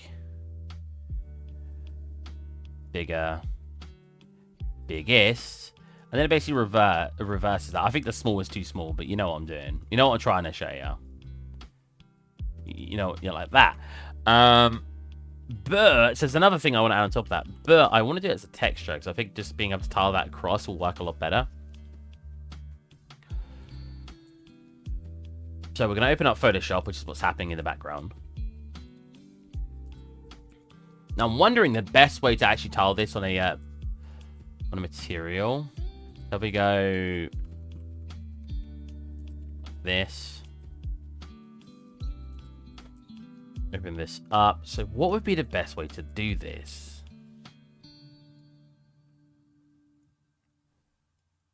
So we want one solid one in the middle. That's probably too big already. One solid one in the middle.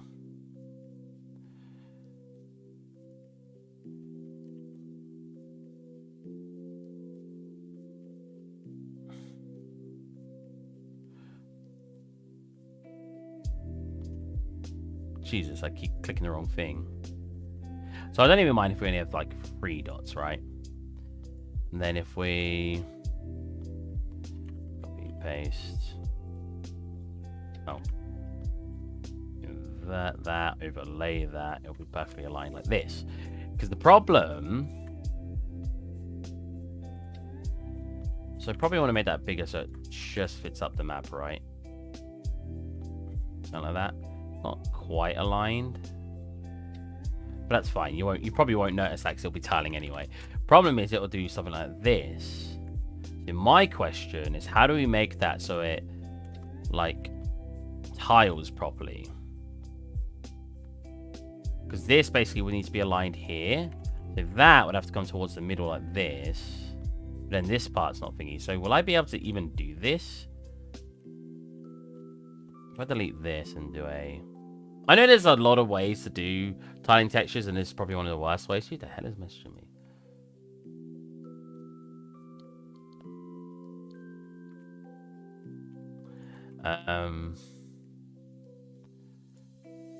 Because like, if you do this, it will start offsetting it, right? Like that. And that will tile now from here to here.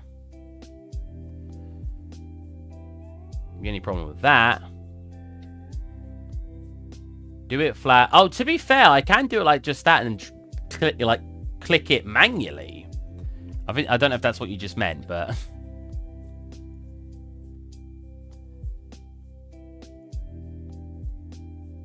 this is so jank doing it this way. Then you just offset it again, and boom, that would tile. Now that's a really jank way to do it, but I'm curious how well that works. Tiling spheres. Because like you should never draw it manually like that. You should perfectly align it. How is it going, Maltese? You've not been here for a while. I definitely recognize that name. I'm pretty sure I do. So when you're like, no, first time here, I'm like, oh, really? Cool. And if we pop that onto here as a fill, that's not a fill, that's a filter. A fill here. Invert, apparently.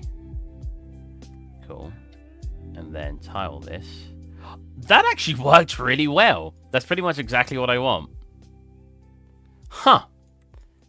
Ignore what I said. Draw it by hand. That's exactly what I'm looking for. Maybe 10. I don't want it across the whole thing, obviously. We just have to put it in a folder to do that. Black mask, I guess. Then we just have to draw around the areas we want it to actually be thingy. I would do it in the 2D view, but the 2D view does not look much better. Like, I guess I could do this. Oh, God, no. I could do it by hand. And then basically come around here.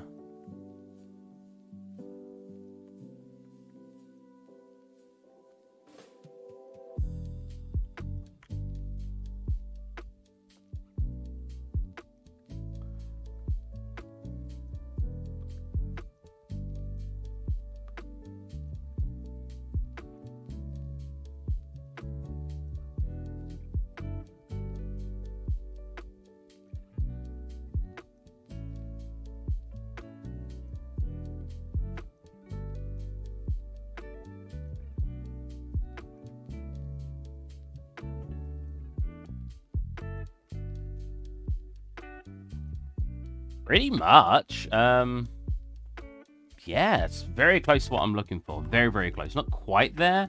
I want to make it look much more sharply cut off, first of all. Like this. Get rid of these parts that are, like, overhanging. Actually, I don't mind having half ones. This one I don't think needs to be there. This one, get lost. Get lost. Ooh.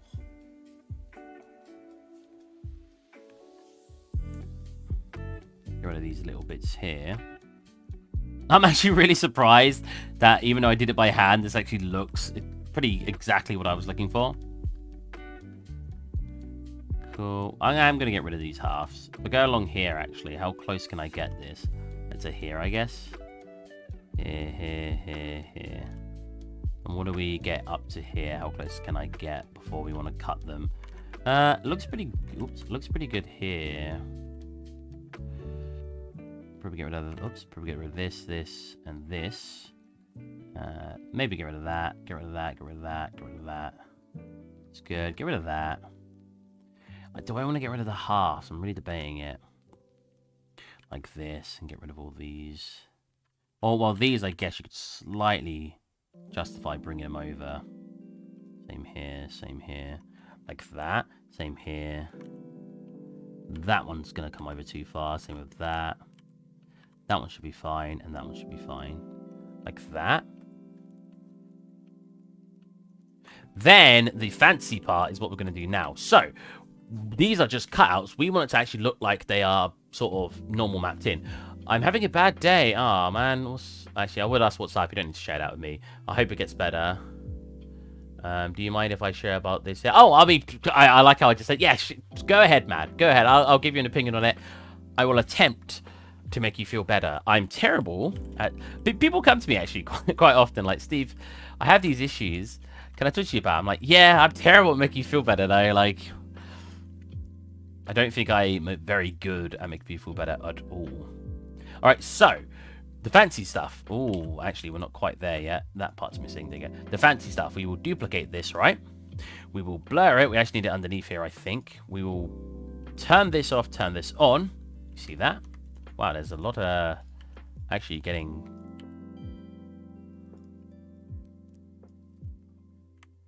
Do a hard edge. Get rid of all these. Don't want to affect... Wait. Oh, right, yeah. We don't want any of these to appear. It looks cool. Looks like there's some stains, whatever. But that's not what we're going for.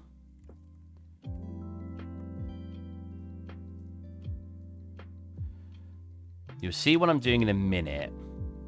I think it's going to work. Yeah, I hate it when you go through something. You're like, yeah, that's going to work. And then it looks terrible. And you're like, oh, man. I swear that was going to work. Hopefully this isn't one of those cases. I am tempering your expectations, though. Cool. Now, I'm hoping all I have to do... This one. All I have to do is a blur... That's probably already enough, but we'll do it a little bit more just so I can adjust it in a second. A levels. So wait, nope. This way. Like that. Yeah, so the blur now will adjust those levels like this. Then all we need to do is one. Oh, so we've got this part appearing here. We can fix that in a minute. So I'll multiply. Oh. Well, I could just do that, right? Yeah. Do a multiply. Adjust those down a little bit, and then do a height, and then bring... Oh, not quite how I want it, actually, because I want it to... What would be the best way to do that, then? Like that, without the levels? Yeah. Yeah. So you see that? Now they got normals on it. So those are terrible. We don't want the levels. Can I change those in any way to make them a bit... Well, actually, that looks pretty good. Like that. There you go. I shouldn't have done this shit anyway because I need to do this side. Whoopsies. Well, actually, I should be able to paint this on here and it should automatically do it. Yeah. Nice. Message deleted. Oh, no. Maltese, one of your messages got deleted if you didn't see. Sorry, wrong control V. Oh, right. You did it on purpose. I love studying cybersecure. Cybersecure? Next weekend, I'll try to make my first certification, EJPT. But my current work doesn't let me with a lot of time. I'll just give you a lot of time to study. Actually, it's less than 5 hours to work on. Jesus. If I get to study for 5 hours or so, I have less time to sleep. Also, my parents don't seem to understand this. They think that I'm playing or doing something useless on the computer. If you're already working, I've said this before to people I know in real life. If you're already working, you're already being productive that week. That's how I look at it. Any extra time you spend in the week should be your time. If you are being lazy, even though you're not, if you are being lazy, that's up to you. Like, no, if you're already doing enough, like a full-time job or close to full-time during the week, that's already, like, fantastic. There's already so much extra work you're doing. Because I think this sometimes to myself. I don't get told this by my parents. My parents think I'm very, like, that's one fortunate thing about my parents. They do think I'm very productive. But, I mean, sometimes they do go, but you work from home. It can't be like... They don't act like it's not hard, but they do act like it's way easier. I'm like, I'm still doing the same amount of work. I just don't have to go into a job to get what I need done. But I sometimes think to myself during the week, like, that's why I stream. Because I'm like, oh, I feel like I've been lazy. I've not done enough 3D art. But in reality, I have. I've worked a full week. I've worked 40 hours. You know what I mean? So I shouldn't feel that way because I've already done enough work. But it is annoying when it's something like your parents telling you otherwise, calling you lazy and stuff. See how cool this was, guys? I told you this was a cool way to do it. Technically, because of the way it's done, we could still change. Have I got that the right or wrong way? That's the wrong way, right? I was going to say, it keeps not looking right. It's because I got it the wrong way. It needs to be this way. There you go. That's better. Was that why this was messing up? The levels? No, that's fine. Oh, because I need to do it like that. Oh. Cool. Sweet. And we got the bubbly training rack. Exactly what I was looking for. I'm quite happy with that. That's what... Like, the fact that I quickly drew that in here as well, I did not think that was going to work. I technically think it's supposed to be facing this way on its, like, directional, which to fix that, you just go into here and do a 45 degrees?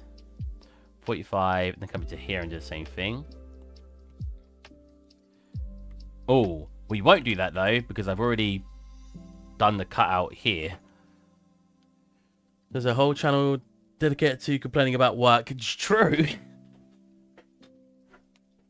Yeah, that is very true, Maltese. I have a place on my Discord where you can complain about stuff. I used to complain about stuff all the time in there. Oh, nice. We got Nokilop. Oh, look, it's your Homer. Oh my god, that face. An old exercise of mine with ZBrush. If you like it, sent to you. It's because it's like Homer but more realistic. It looks like a monster. I don't know how to put it. Oh, that was like 22 minutes ago. Sorry, I only just looked at it now. Like, it looks really weird. I think it looks cool though.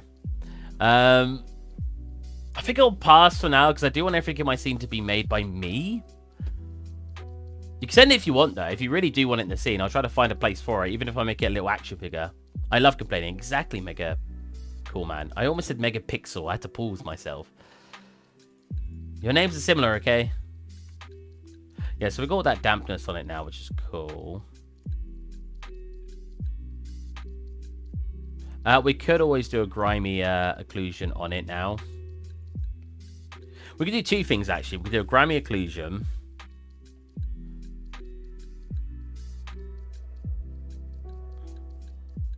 To make those areas a bit more dirty. What kind of color do you get in a draining rack? I mean, green's a little too far, right? It's not green you get. I think you just get white. You get like a white build up. Doesn't look right, though. We'll just do that. Make it darker in those edges. I'm surprised it's not building up right here. So it's taking up that. To avoid that, we should turn off opacity here. There you go.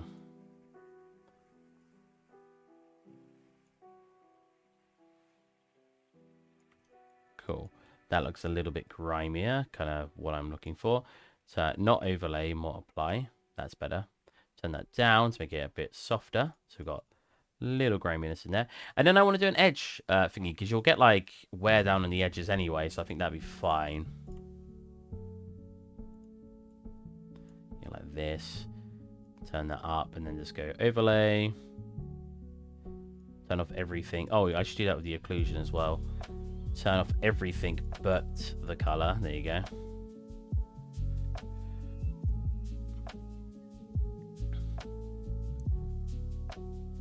My Discord name is Flammer. Flammer? Is that what I just wrote? Red? Flammer, yeah. It's like Gamma. You don't love us enough. That's fine. You guys don't deserve it. That sounds so mean. You guys don't deserve love. Cool, yeah, like a slight wear down on those edges. That looks pretty good. I'm very happy with that. I didn't think it would look this good. Like, I think that's... What are we on? 2K? What about 1K? Yeah, even at 1K, that looks really nice. Especially because these are done through textures. Let you get close now. So if we go 2K on this, you'll see it's a much smoother circle. Same if I go, like, lower. Even then, that doesn't look too bad on 256. So we'll do 1K.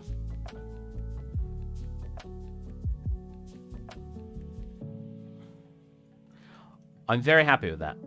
I know I've just said that like 3 times, but it's because I didn't expect it to work out the way it did. I think that looks really good. I don't often say that with things I make. I'm usually very judgmental of my work. Hello, Happy Gamer. Oh my god, long time no see, man. Actually, was you here the other day? And you said, oh, it's been forever since you streamed on Twitch. Stephen, wish me luck. I had an interview on Tuesday, and I should hear back the upcoming week. Can I know what the interview was? Was it 3D? Well, 3D artist, I assume, but what 3D? Like, environment prop?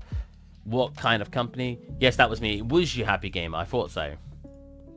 See, I try to remember people, and I have terrible memory of this kind of stuff, so... Praise me for remembering you.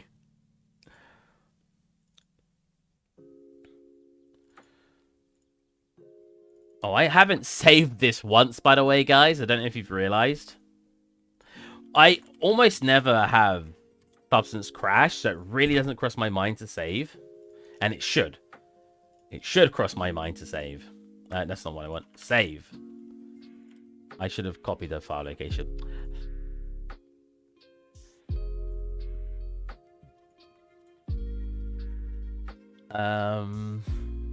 You remembered, yeah. Look at that cool cat face. Generalist, right? God, I'm technically... Well, no, I'm a lead artist, but I'm pretty much a generalist. I hate the role generalist, because it's just a... My boss will hate me for saying this.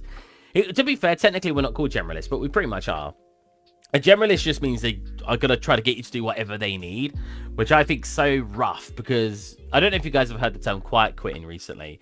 Quiet quitting is when you don't do a job that's not in your job description. So if I was a 3D environment artist, this is a good example, actually. So I always compare environment artist versus a prop artist. And I say, if someone walks up to an environment artist and they go, oh, can you make a tank for this scene? You kind of have no choice. That's a part of your job. You need to make a tank for the scene. You don't need to rig it or animate it because that's not your job, but you need to make it. However, if you walked up to a prop artist who had made a tank and you said to them, oh, can you make an environment for this tanked out you are in your right to say no. And that is quite quitting. You're not doing a job that's not a part of your role. With a generalist, they can ask you to do anything. Like, it will say usually on the application, we want you to do all this list of things. Sometimes it'll even say C++ and programming and stuff. And it's like really rough because it means you kind of just have to do all those things. I think it's very mean of the company because it's like they don't want to, they basically don't want an excuse for you to say you're not doing work. Because if they label you as a generalist, now not all companies are evil. This isn't what all companies think, but it does mean the company can basically make you do whatever they want and you can't do anything about it. How many of these can I delete? I got a lot of materials that I don't need. Okay, I need to sort that out at some point.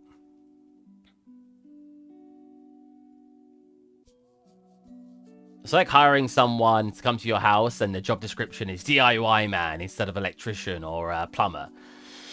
If you get someone over who's a plumber, you're not going to say to them, "Oh, can you fix the can you fix my wiring for this?" Are you? But if they're like a DIY man or whatever you want to call them, what's a more appropriate term? You could say, "Oh, have a look at this."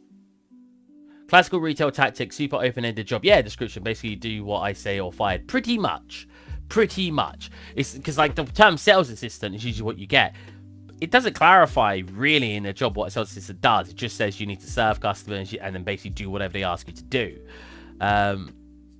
Handyman. Yeah, I can hire someone as a handyman and then basically ask them to do anything you want.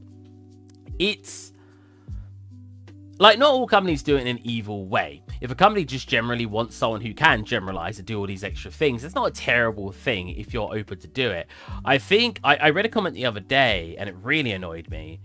Oh no, Steve getting annoyed by a comment. Whoa. And it was about... Nice. Oh, wait, yeah, we just need to make it two-sided. That's fine. Because, like, here, look, whoa. It was about... We'll slightly offset it too.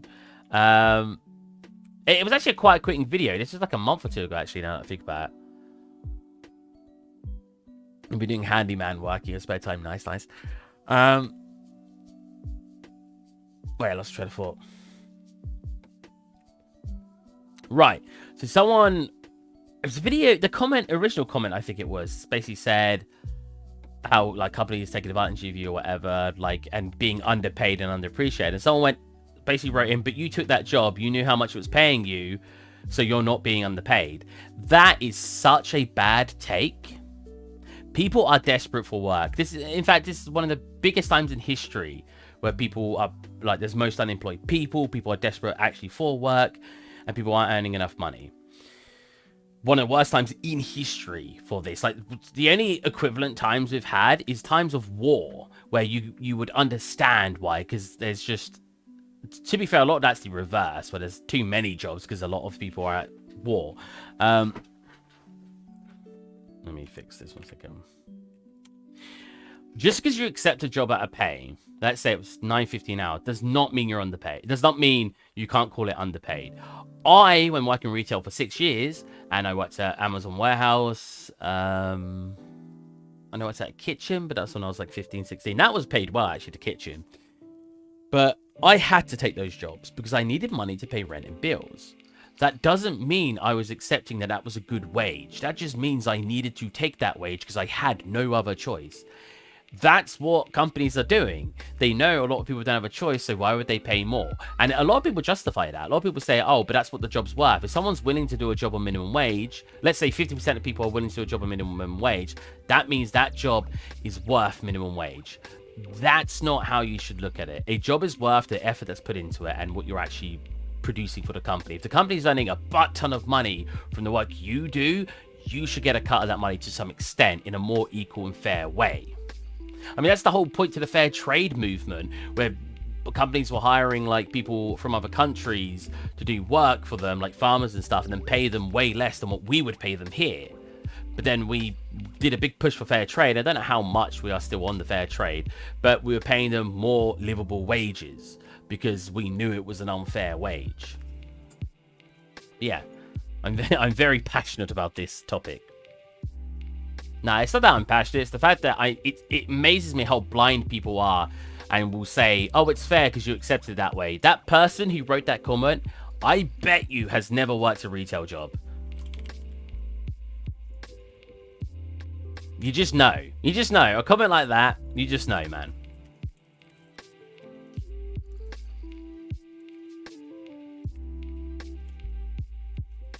God, that looks awesome. Look at this map.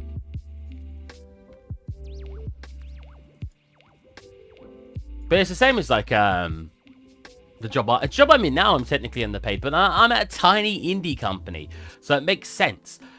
I'm a lead artist, and I'm not gonna tell you how much I'm earning, but lead artists tend to earn a pretty decent wage. But I'm only a lead artist of basically 2 people, so I understand why my company they can't afford it because they're only an indie company. They're very, very small.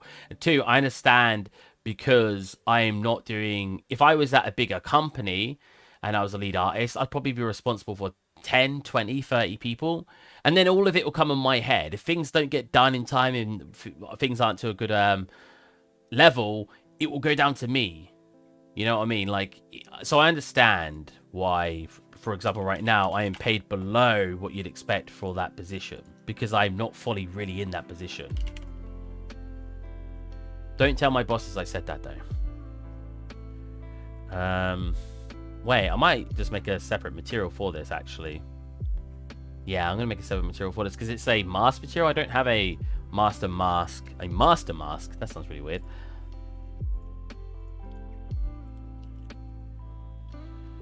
So we'll do this. MI underscore draining rack. No, not MI. I just need the M. And we'll set this up, because I need to set up masks. Getting for the job now is more about getting in than getting paid. Oh, 100%. I've said this before. So now in my job, I'm at a level where I can demand more wage and stuff like that, because that's how it works. When I first got in, if my bosses offered me minimum wage to work at this job, I would have taken it. Even if I work from home, but even if they were like, oh, but you have to move here as well, I would have taken it, because it's desperate. It's desperation. As a 3D artist, you don't have free reign of where you work unless you're very, very, very good. And people seem to forget this. Is it this that's got the, Yeah, it is. Yeah, passing mask.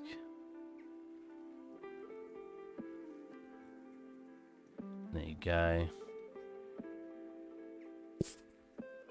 In for the boss audio watching. My boss knows how I feel about the company. He knows I enjoy the job. I like working here. So if you're watching, my boss, I like working at my current job. If you want to give me more pay, go for it, man. The thing is, like, at the end of the day, cost of living has gone up drastically the last decade. Even more so recently with the electric going up and everything. And companies not going in line with how much the cost of living is going up, people are just not going to want to work. Why would the low middle class people suffer the most in Britain, in my opinion. And you're like, what? How could someone who's earning low middle class wage be considered suffering? Because they get the least help. Well, technically anyone above lower middle class get less help as well. But when you're between a wage of 12.5 to 45k, you're taxed 20% of the wage in that bracket. If you're earning 45k or even 50k, you start getting taxed 40% on anything over 45k. If you're earning 45k, you're pretty safe. Especially with how much things cost right now. You're going to have 40% of your wage, 60% to 80% of your wage left over by the end of the month if you're not too frivolous with your money. Right now, if I got a place and I lived on my own and I had to pay all my food and everything, I'd only probably see 30 to 40% of my monthly wage, because all of it will have to go into living. I know some people are like, yeah, but that's how you're supposed to live. Not in a job when I'm supposed to be like a lead position, you know what I mean? I should live comfortably, but if I got a place right now, I wouldn't be living necessarily comfortably, I'd just be living. The problem is anyone on lower in the UK, anyone lower than the kind of wage I'm on will get helped by the government, because the government are having to help people a lot more now because the cost of living getting so high. So instead of jobs paying more to adjust for everything going up in price, the government have to cover that now. So people who are just enough wage where they can't get any help from the government, they're suffering quite a lot. Again, I'm not trying to go boo-hoo, my situation's the worst. I'm never like that. It just happens to be this case. That's the kind of wage I'm on. It's probably a lower middle class. And that's probably the people who are suffering the most in the UK at the moment when it actually comes to earnings. Because I know people who are like just above minimum wage and they're getting a like hundreds of pounds, if not a couple of grand a year, to help support them by the government.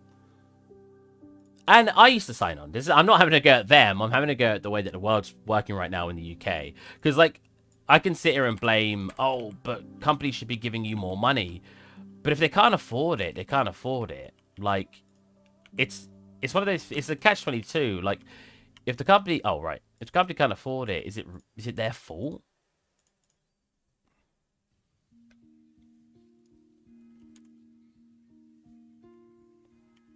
All right, there you go. That's what I want. Are these supposed to hover off the ground? I think they are, right? Oh, they're supposed to have holes in it as well.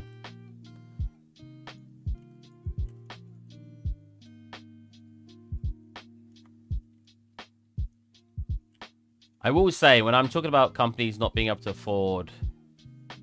Oh, see, that's not going to work very well in there. I'll just... I'll be putting items in there so you won't notice it. It's the same for if you're low earning but with savings. Oh, yeah, true. Yeah, if you have loads of savings, they don't give you anything either. If you have a decent amount of savings, you're on your own. Yeah, you're supposed to eat away at first and ask for help. Yep, I literally had someone I know. I don't think it was family.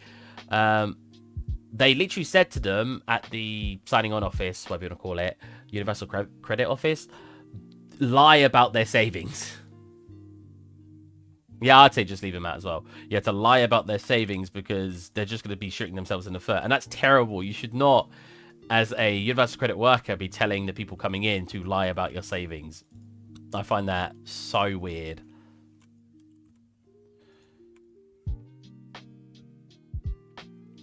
Oh, wait, I'm being an idiot. I just realized.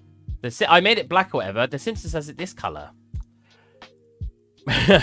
I did all that to make it grey. I'm supposed to be copying the Simpsons, not the reference I was using.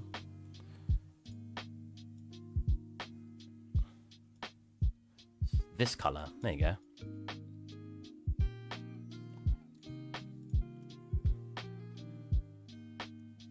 Let's take out the big store under your mattress, pretty much. Yeah, it's just a rough time right now, let's be honest. Like... Everyone's just suffering. It's a shame.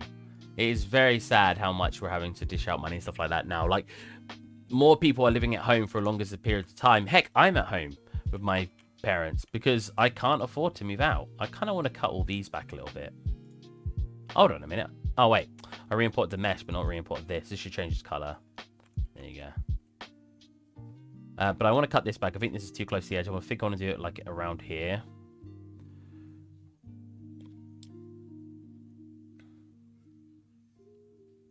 I like how we're doing an art stream and I'm like, yeah, money. I'm so bad at just talking about art. Maybe there. I wish there was a smaller circle here. I definitely don't think these belong.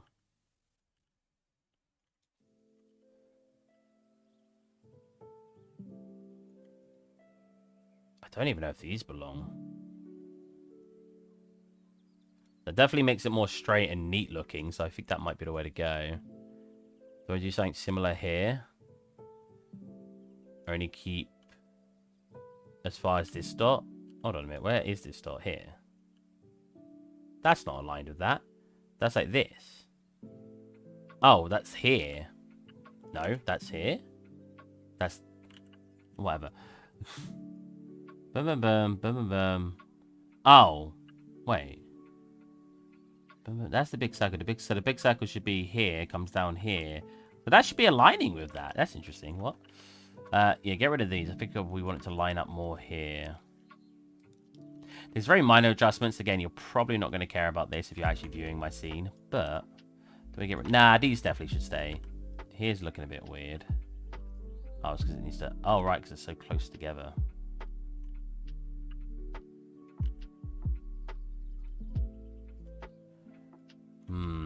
Was there something here? Oh, it's a big circle. Maybe like that? Get rid of this one. Fix this one a little bit.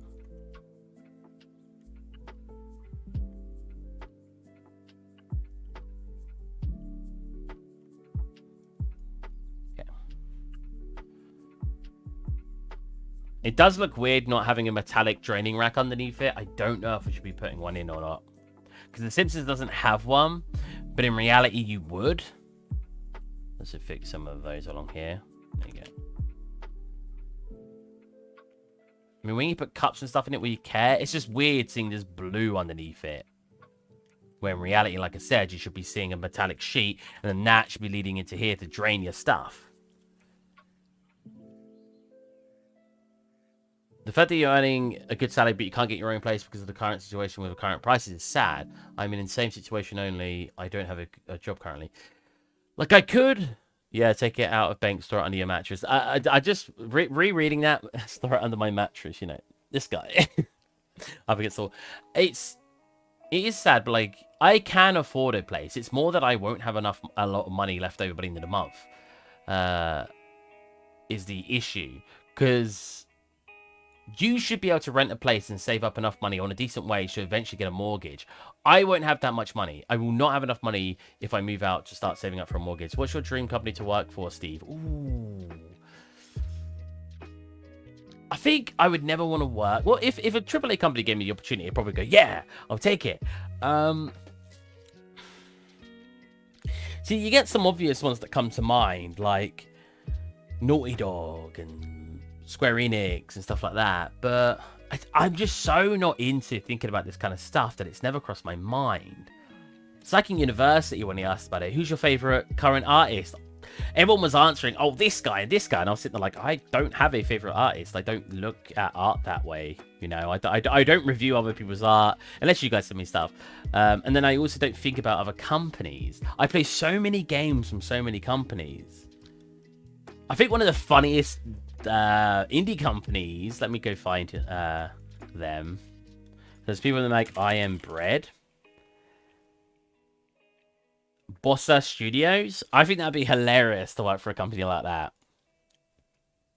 Oh yeah, oh definitely, that'd be so fun to work for, because like all the art and everything is just so cool, stylized. Presumably they'll teach me how to get my stuff to the same quality if I work there. Honestly, a company like this, I think I'd be very happy in.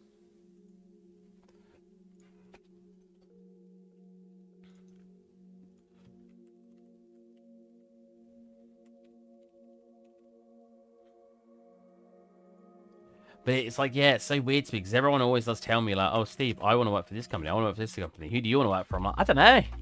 Anyone. My dream job is to never have to design anything myself. I want to be told what to do.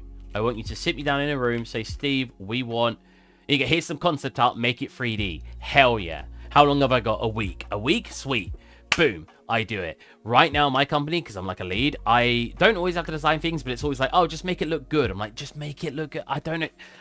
What do you want the interior to look like? Like a shop. What shop?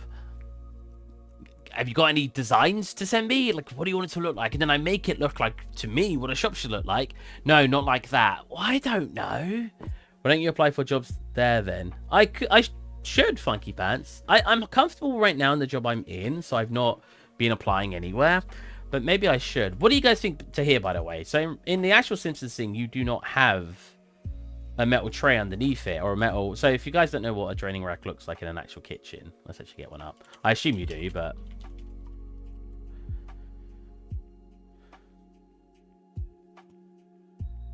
Oh, come on.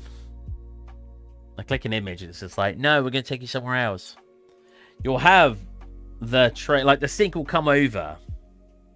Oh, maybe that's what I should do.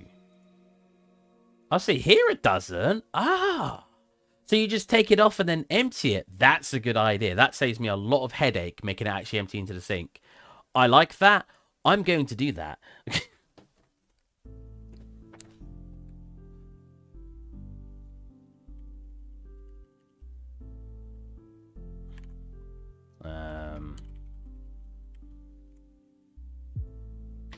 Probably need a plane for this as well.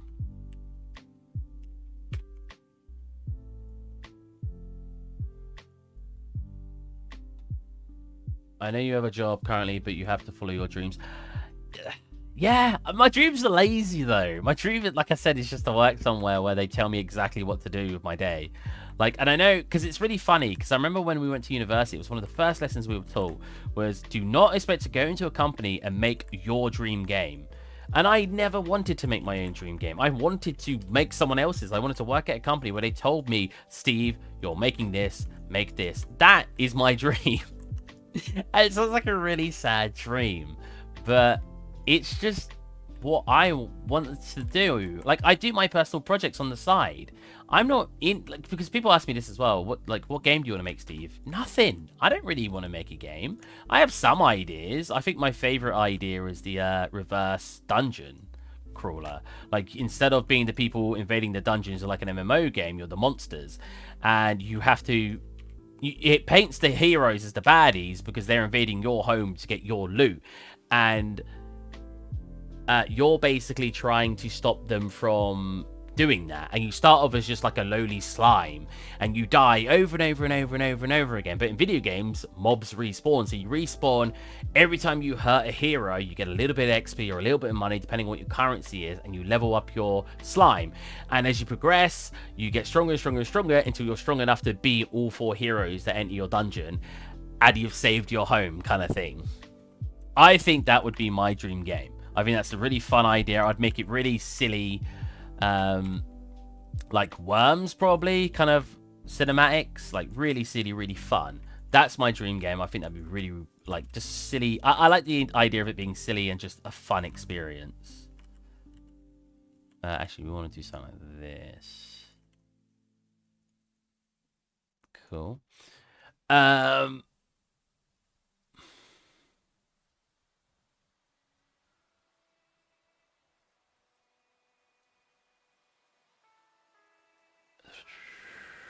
I'm just reading, sorry. Okay, so, dream job for the next 5 years. Honestly, the dream, after saying all that, if I could turn YouTube into a living, that would be awesome. If I could make YouTube my job, and I could sit here and make the scenes I want to make every single day, I'd sit here for 8 hours a day doing it. That's my dream. But there's a reason you've never seen that happen in the past. You're like, sure, you can sometimes see artists do it, like Andrew Price, but it's always going to be an exception because it's just something that's not really a possible dream on YouTube. But that would be my dream job. And helping people, because that's the reason I do this, is to help you guys. Like, so I could sit here every day, and every time someone has a problem that I hopefully could fix, oh, just do this, just do that. I think that'd be so cool. What did the draining rack look like? It was basically just like lines getting across it, right? I could probably just do something like this.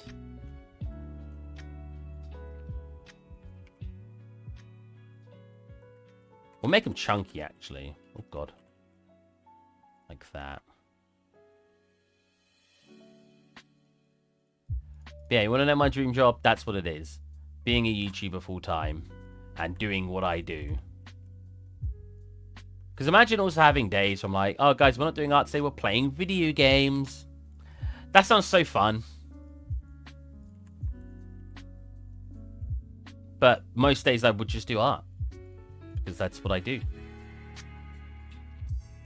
This should very likely just be a normal, and I might pick it down to a normal. Nah, he 100% would have been living off of YouTube at one point. There was no doubt in my mind he was earning enough from YouTube. In fact, even now... Social Blade. Social Blade isn't the most accurate, but... Because he was releasing content pretty regularly at one point. I mean, even now, the lowest he's estimated... Or the average, sorry, he's estimated is about 40k a year. And he barely uploads videos anymore. And that's easily livable.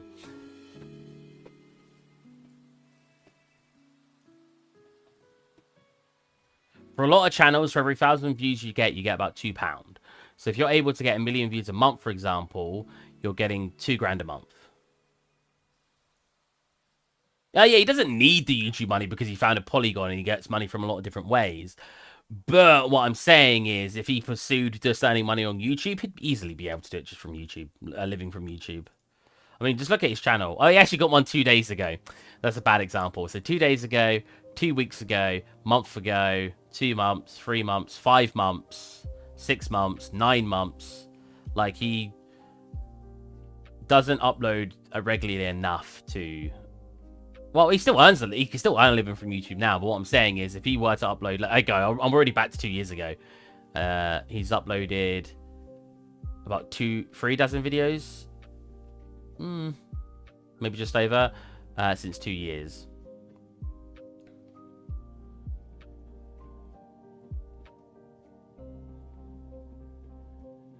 It's funny because tutorials don't need to do well, despite the fact that they're most rewatchable. Like, there's always someone who wants to learn. Yeah. Well, you say that, though. You got to remember, though, the difference between people who want to learn and people who just want to use gameplay videos.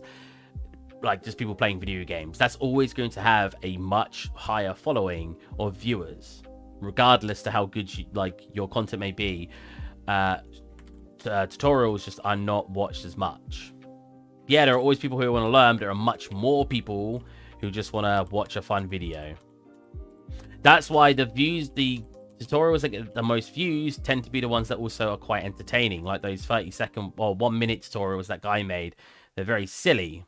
I bet they have lots of views.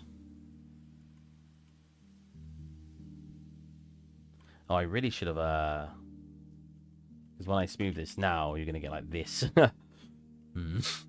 Not quite what I wanted to do.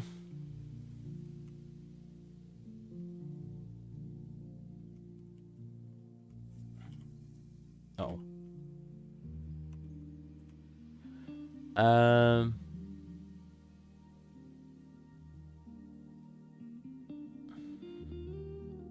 You gotta remember, though, gaming channels are also rewatchable. There's no, like, yeah, tutorials have rewatch value for the fact that you need to relearn stuff, whatever. But YouTube videos that do gaming videos, if you look back at any of their old content, they get probably more views than any tutorial would get, because there are just much more people who would rather rewatch, or who don't want to learn 3D full stop, and would just want to go rewatch content that someone had made.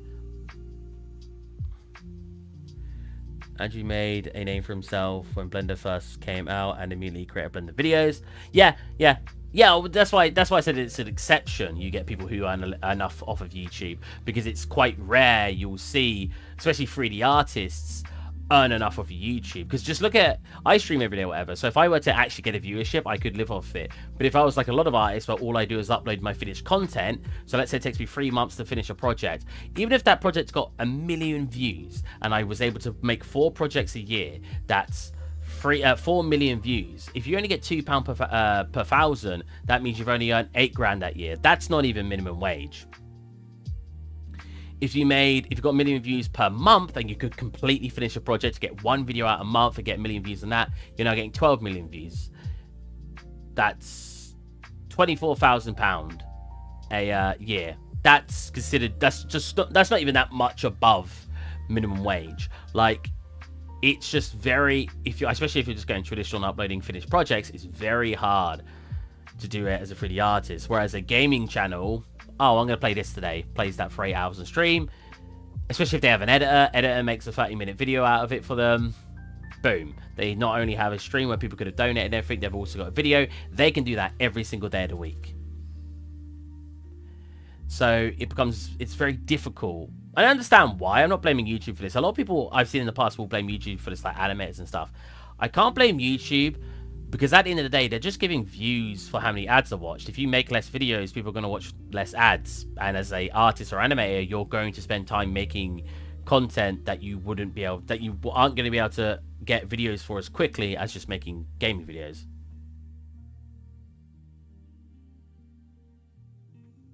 It is it not really moderate, because as long as you're a partner, you tend to get the same sort of ads on your video. Yeah, if you're a bigger channel, you may get better ads that give you what's it called, CPM, clicks per wait, I can't remember what it is, but on average, usually it's about £2 per 1,000 views, regardless of your channel size. I only get about £1 per 1,000 views because, and I'll add this as well, what goes against creators like modelers, stuff like that. You don't get as clickable ads on your videos because the videos, the advertisements you get cater towards what they think people are going to be viewing. People who view these videos aren't willing to click what's usually on it. Gaming videos get gaming content. If you're making a video on Jump King, you may get an ad for the new best, the Stray. You know what I mean? You won't get those ads happen very often on a tutorial channel because it's going to cater to them. You'll get like Udemy and stuff like that, and those get a lot less clicks. So even then, because I would show you my stats, but I'm not allowed to. Even then, you get less views per thousand. You get less money per 1,000 views. Whereas I know people who are around the same level as me on subscriber count with the same view counts, who would get about £2 to £3 per 1,000 views because you get different kind of ads.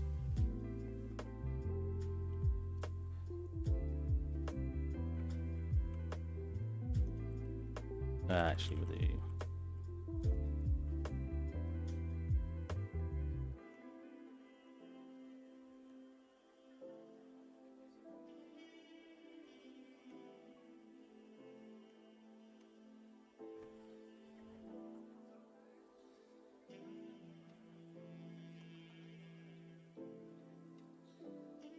Oh my god. I didn't think we'd be doing a very large discussion on a... Wait, where have I put that? Up here? On YouTube today. On YouTube earnings, I guess. Be right back. Oh wait, I'll take some coffee. Be right back. Okay, I'll catch you in a minute.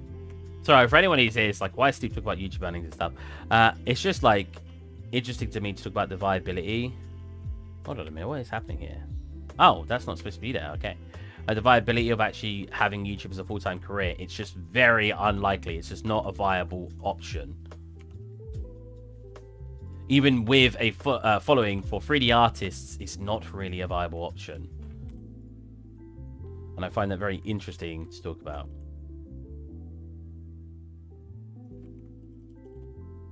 That's why you'll see, you'll see, whatchamacallit, Patreons and stuff on any channel, but you'll almost always see it on a growing tutorial channel or development channel because you just don't earn enough from YouTube.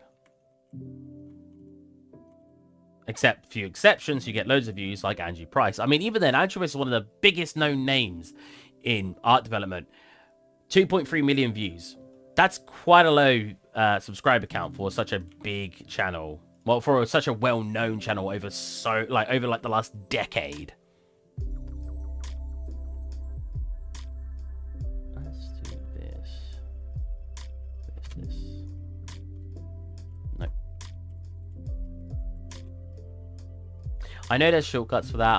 I don't know. I like typing it. I really shouldn't. It's a lot of wasted time, but I like typing it.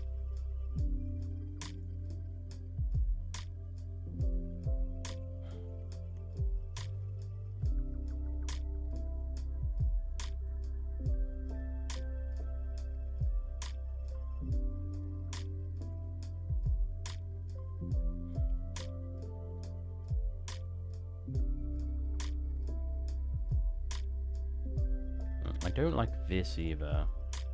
I should have made them definitely tighter.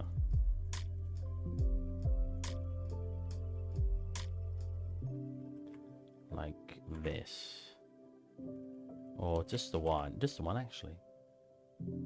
Like this. Yeah. Same over here. I could actually just do this.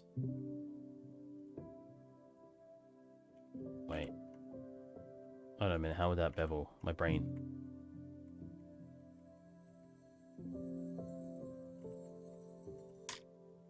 That'll bevel like... Oh, it's not gonna work. There you go. This will sound like that. If we actually get a weighted normal, so that will... So, when it's not a weighted normal, you get this weird, like, surface effect where the shading kind of goes across it in a strange way, but when you get it on, it'll make it look flat. That's my biggest use for using this. We don't need to subdivide it, I don't think. It should be fine like this. And then lastly, this. These I kind of want as normals. So what we're going to do is bring these down. so. Make sure they don't intersect. Nice. They look fine. I could bevel them, I think. Bevel them before.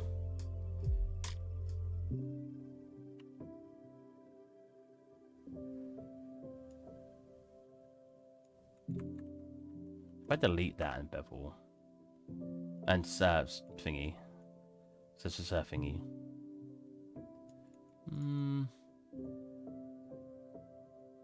I kind of like that. I think it's too much though. Let me get those back and bring them in and then do it again. Ah, okay. I was gonna say that's not looking right still. It's because I hadn't scaled it.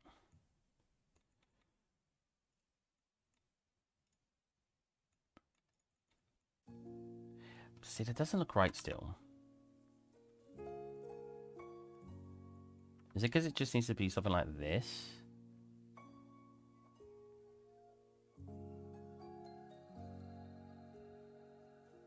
Oh, this is so small. What was that draining rack? When I saw it sitting on it, I was like, oh, that's a really good idea. That's just been a lot of work. That one. Oh. Okay. So this actually looks more like this. Do I need that? I still need those. Here, but it's way flatter. And that's what these faces. I should have just arrayed this. In fact, I am going to do that. Because if I want to change it in the future, it'd be way easier. Oh, you serious? There you go. You serious? Array.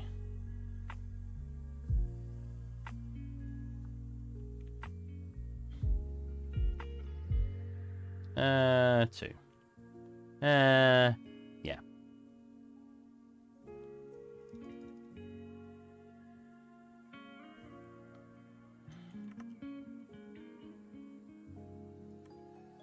Cool.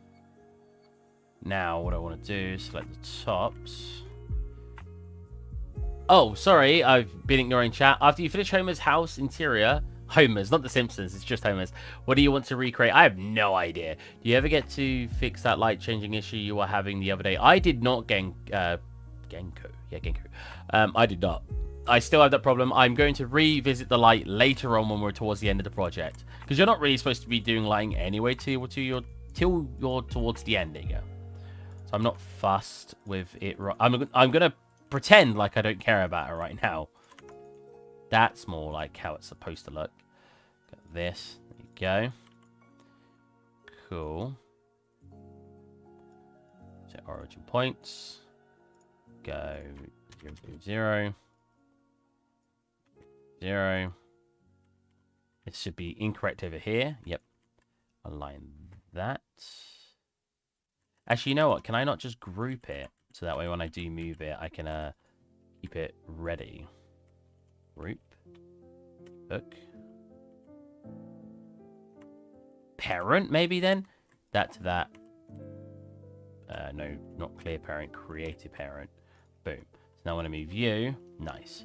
So when I go 0, 0, 0, 0, I should, I think, only export that, right? Oh, it's not unwrapped. Unwrapping this should just be literally...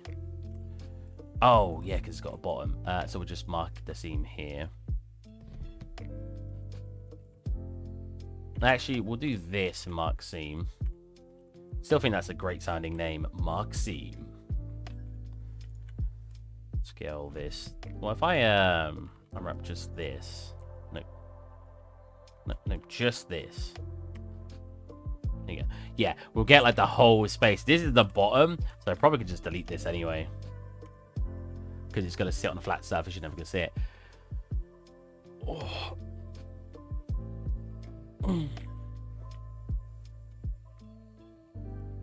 Alright, so they're going to just be normals for us. So if we export this like this, I believe, because I should be able to click these separately, yeah. I believe I shouldn't get those in there. I could just bake those as normals. Draining rack Metal? I don't know. Kitchen asset, draining rack metal. Go back into here. The plastic draining rack. Whoa. I see, now I'm annoyed that this is far over to the left. Like, I feel like I should be... Again, I shouldn't be caring too much about it, but I feel like I should be neatening it up over here now. So it doesn't come as far over. What I've also just realized is the whole of the bottom of this should be transparent too. Like all of this in here. Because where the plate's going to drain. So I should have kept the holes in here. Right? Am I crazy? The holes should be kept in here and then... Now the plates can't drain. I guess I could have done a hole here. And have that as well. With caring about it too much, it's fine. Maybe a completely new modern apartment with everything with it. Bathroom, living room. Oh, okay. Yeah, that's quite common. That's always been quite common. I remember... Because I always wanted to do ArcViz because I always saw people doing that. Metal. That should... Yes, that should just bring in what I want to bring in. Yes, perfect. Now, we could have this as a physical object. I want to bake it because I think it'll look better. And we do this, and we just do high poly, I guess. And then I should be able to just grab it. Just do it 2K. We'll load it to 1K on our export. If you are making something, I always recommend baking it as one higher than you want to export. So if you want to export 512 texture, bake as 1K.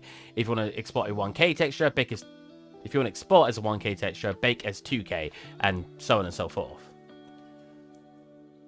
Yeah, that stuff does have a lot of views on it. I should really do more of it. I like tried to do it with that living room I made, but...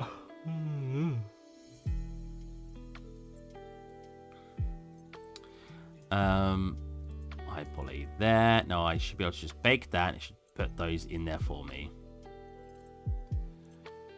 There you go. Now it looks like we've got those normals just in there. Sweet. Now I should be able to just go some sort of steel, maybe? No. Oh, God. Definitely not. No.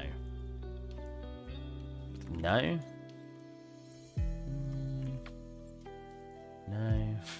What's this? Am I in smart right now? I was not, I don't think.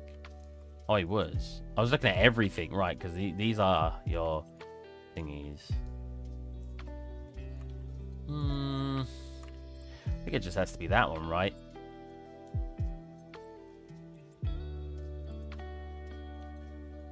Yeah. It's too dirty. Well, it's supposed to be there. It's also supposed to be wet. So we'll also get the moisture. I can't believe there's actually one called moisture. That's like... That was just like a funny thing I was writing in.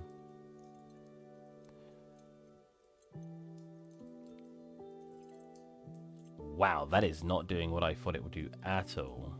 It's just building up those edges, which technically is what moisture is supposed to do.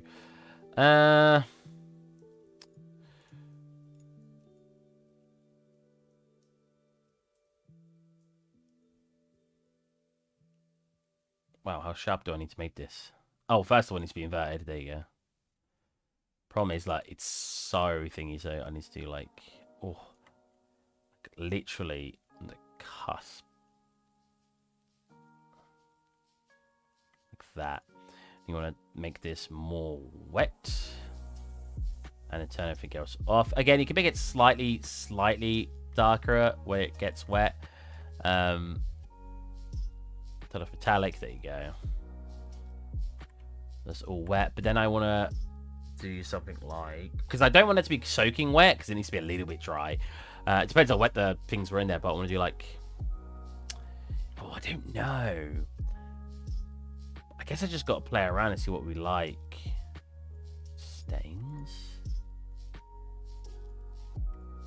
Let's make our metal very... Oh, I can't. Let's make our metal very not shiny for a second. So I can actually see... So that's making it shiny. I can actually see what it's affecting.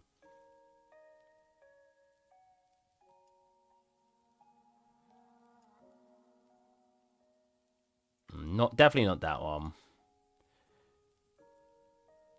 Have we got like a surface? Surface rust, surface where? Worn. Probably that would work fine. Yeah, that's more what I'm looking for.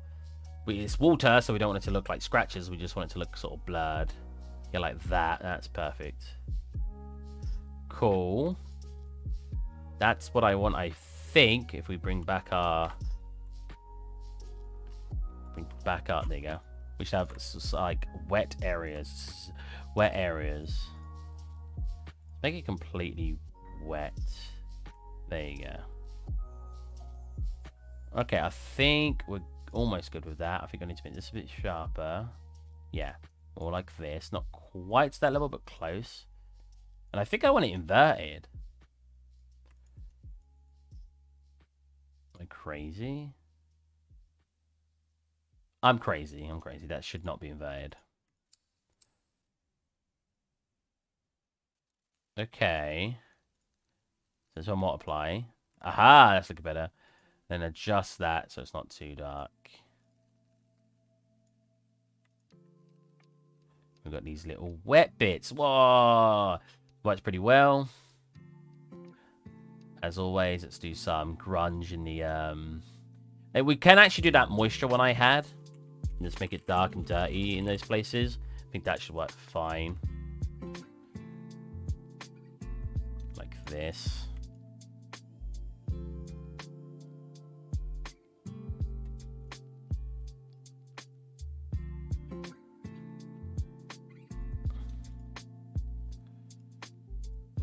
Not sure what color we want to go for.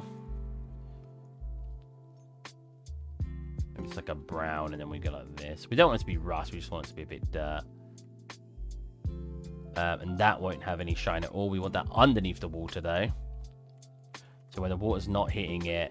So when the water is hitting it, it stays shiny. When the water's not hitting it, it stays sort of grunge looking. I thought we weren't loading. I was like, whoa, that's cool. I can change like how much water there is.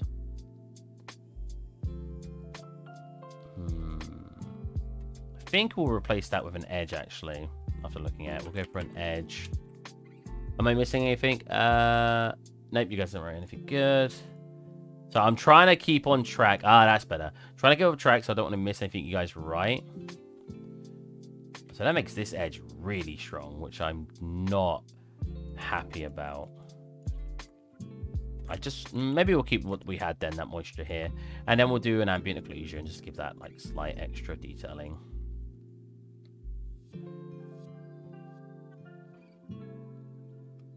Just like that. And I don't want to miss a thing. Like that. There you go. So we just get a little extra looking depth on it. And that should be our wet tray. See how that looks? I'm not too over keen on how it looks in here. I don't think it looks bad per se. But I don't think it looks fantastic either. God, if we go at this speed, I definitely need to stream more in the week. Because if we go at this speed, where we're taking this long to do one asset at a time. There's technically I've done 2 assets today. But it's still only a small area in the kitchen. And I want to do the whole house. So we definitely need to pick up some pace, or I need to do some work outside of streaming to get it done. Have I got this copied in here? I do. Perfect. Textures. Graining rack metal. Cool. Let's come back into here. Graining rack metal. Throw that in. Sweet. Then we want to go to... Did I save it yet? Yes, I just did. Sweet. I know I just did that. You're like, guy. You're like, Steve. You just saved it. What are you talking about? Kitchen assets. As someone's got draining rack. Kitchen draining rack. Metal. Don't need to hide poly. Yes. Now if we go draining. So for this one, I can actually use a master material.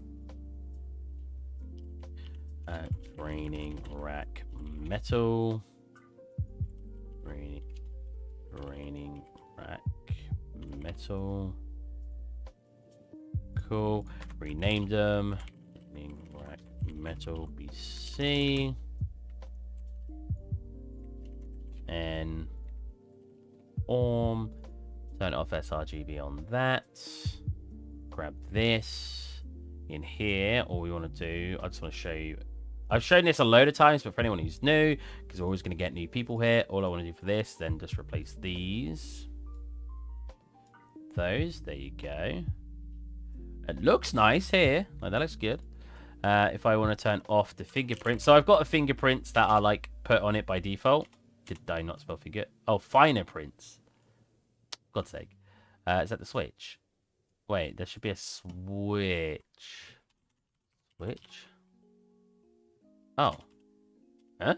Did I not save it? Oh, whatever. So if I turn that on...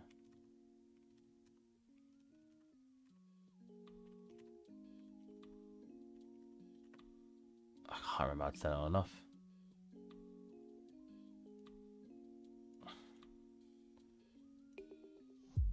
Brightness clamp, hue... Where is it?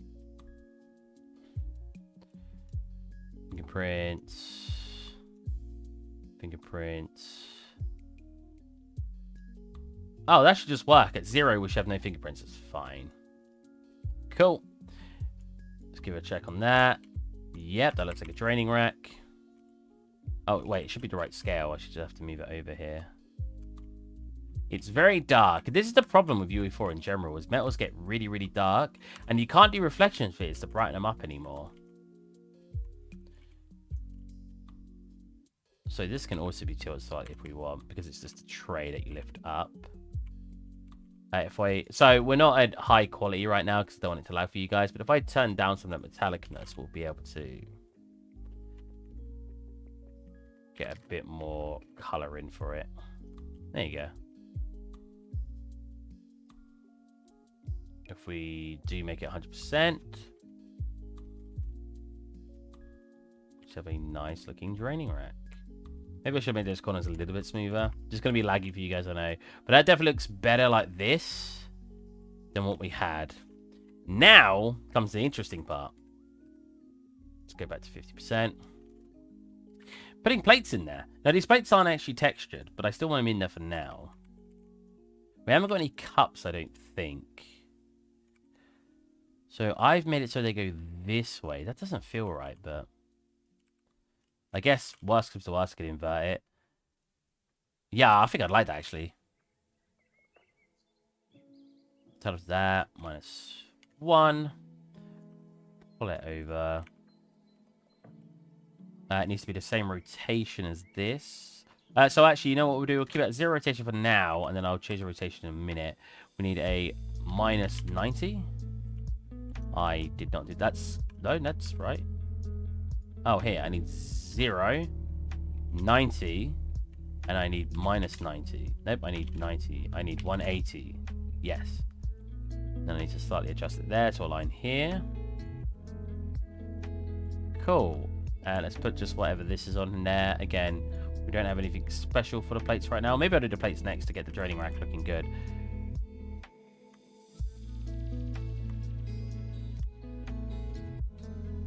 There you go. And then have we got any cups? We don't have any cups, so I need cuts, and we don't have any cutlery, so I can't fill in any of those areas. And then we can select the whole thing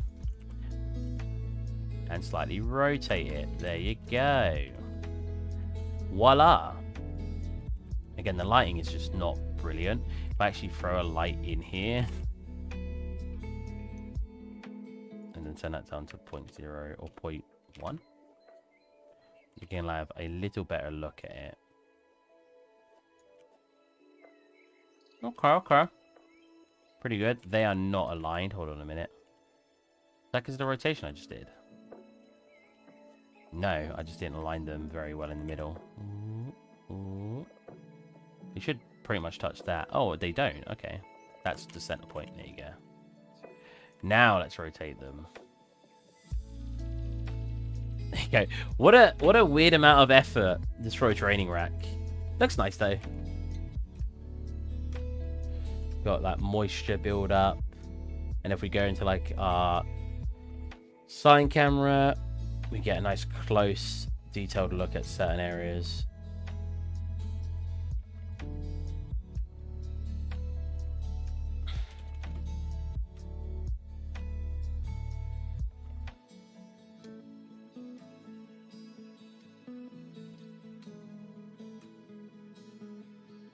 It was tracking.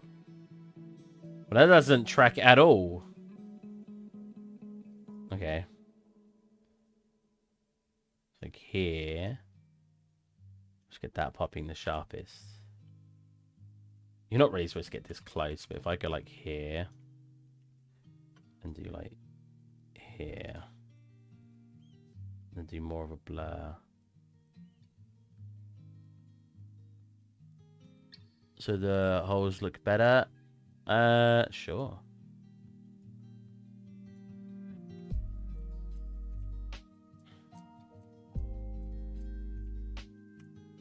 Like that.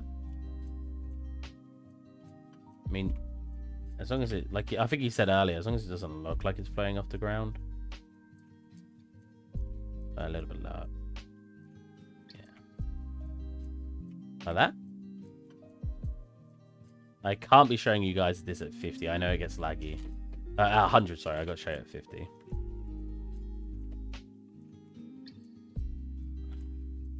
I mean, again, you're going to see it from, like, over here. And if I do make it so you can walk around, you're going to see it from, like, this angle. So I think that's pretty good.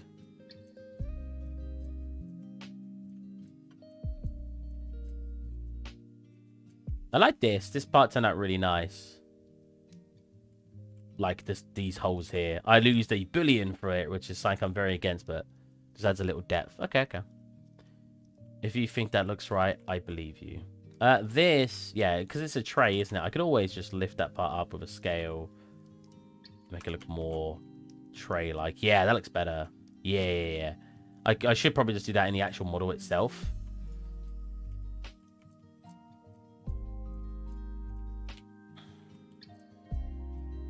Because it is supposed to be a tray, right? So if I do that now... there you get that one. I'll grab a double click on it. So it's going to look very wrong in Engine when I re-import it, because I've scaled it myself in Engine. But if I then do this. There you go. It's going to be very tall. Hold on a minute. What's happening there? What? What?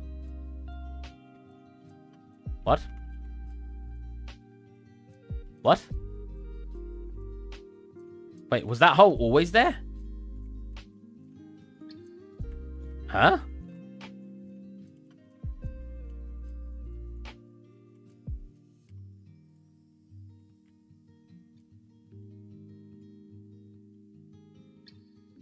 Wait, look how bad the UVs look.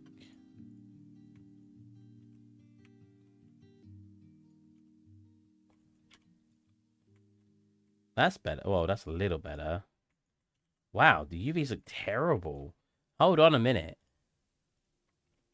It looked fine, but I'm now discovering it's not fine.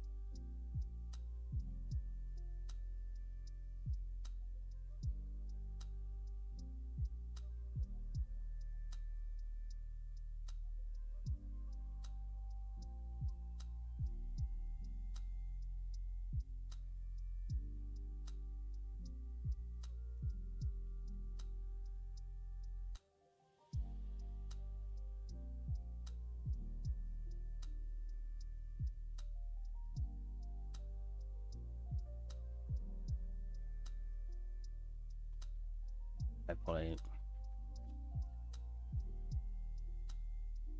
It'll only break if I... Yeah, I know. I got re-import in here. It'll only break is when I do it through here, which means I just got re-import here. I know. Boom. So that'll break it in here because it's moved. Oh, wow. It's like rotated. And then I just need to redo this.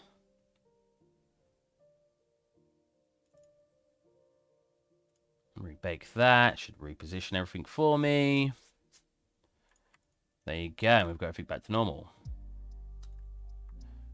File, export that. Come back into here. Re-export this. Cool. No, that was the comment above. Bad timing. Oh, whoops. There. Cool. Alright, now it's fixed. So if we... Oh, that's obviously floating off the ground a little bit, so let me slightly adjust that. Is that floating now? Oh, it is very slightly. Let's pull you down a tad. There you go. Cool, and it looks very, very wet. That's exactly what we want. If we were to hide this, how does the tray look on its own? Pretty good. Pretty manky tray, but it's literally just had water and stuff in it, so it makes sense. If we turn this to 100% briefly, let's see what it looks like in more detail. Maybe I don't want these edge wears on it. Just keep it clean with normal scratches and stuff.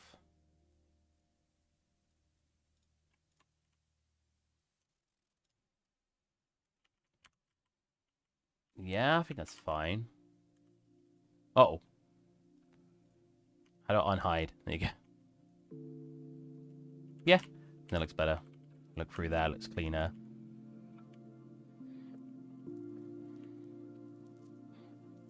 That looks pretty good.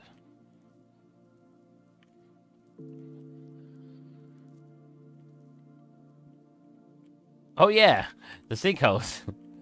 Got about these. Whoa. Cool. Oh yeah, that still goes weird, but only when I'm like not full screen. Okay, so now it's just getting this here. It's just adding all the stuff for the counters.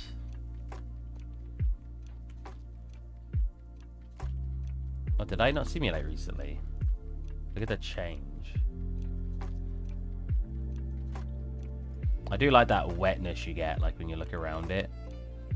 And it's very cool. Like here.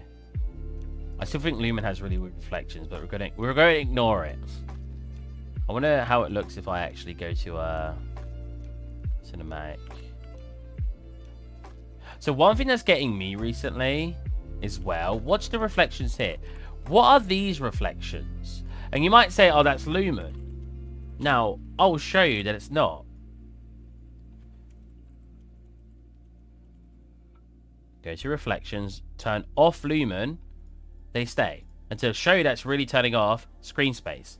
So where are these reflections coming from?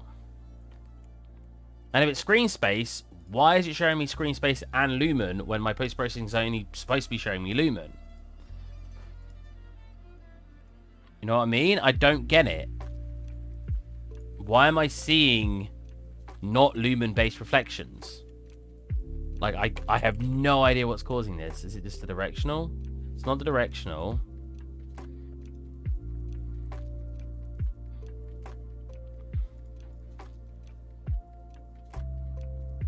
Is it that and mixed with the directional? Let's go lights. Yeah. So what's causing that? If I keep that on and then turn off post-processing Lumen, what happens? It still stays. Oh, whoops, that is not what I wanted anyway. I wanted screen space. What's the difference? Nothing. Oh, bugger, I just hit it. So I don't get what's causing that too. I just can't wrap my head around Lumen, guys. I'm not having a good time with it. Again, it makes my stuff look very cool, but I don't know what it's causing when it comes to reflections or why it's causing certain effects. Well, haven't if you put your planar reflection, planar... So does planar reflection still work? So I haven't got planar reflection enabled, that's fine.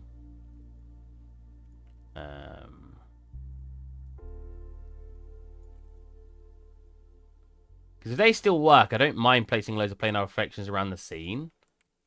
But I was under the impression they're not really a thing anymore with Lumen. I thought Lumen... Jesus Christ. I thought planar reflections were a Okay, or a thingy-based thing, a screen space thing. You know, maybe the problem is my scene's really small. I need to get the Unreal Man and see how big he is. Is the Unreal Man in the engine? Mannequin? It must be somewhere, right? Man. Wait. Let me grab a...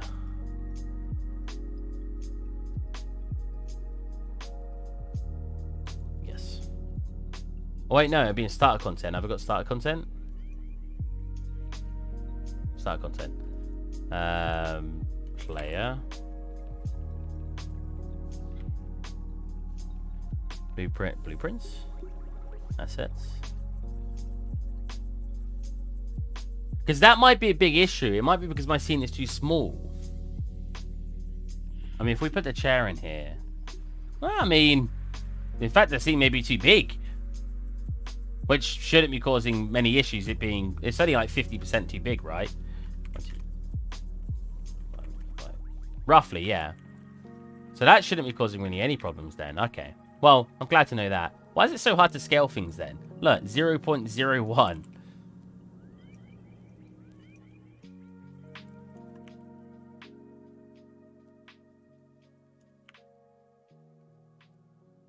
Is this supposed to be this way or this way? It's got to be this way, right? Oh, so that's doing it. But it disables when I get far away. Is that just because I haven't got it, like, enabled here? Let's go do that. This might take a while to work. If it does, I'll just end the stream and I'll show you guys in chat how it looks. Make a 1 point... What the... How do I make it exactly... I mean... This box is supposed to be 1 meter by 1 meter, right? By default. So if we just go 1.75, that's... So it is too big. Like I said, the scene's about 50% too big. But that shouldn't be causing the issues we're having.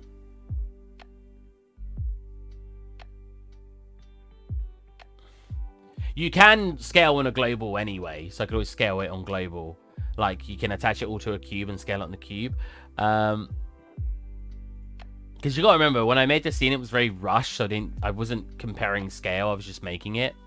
But yeah, so if we made this... So this would be 6 foot tall, essentially. A little bit taller. So this is 6 foot tall. Right?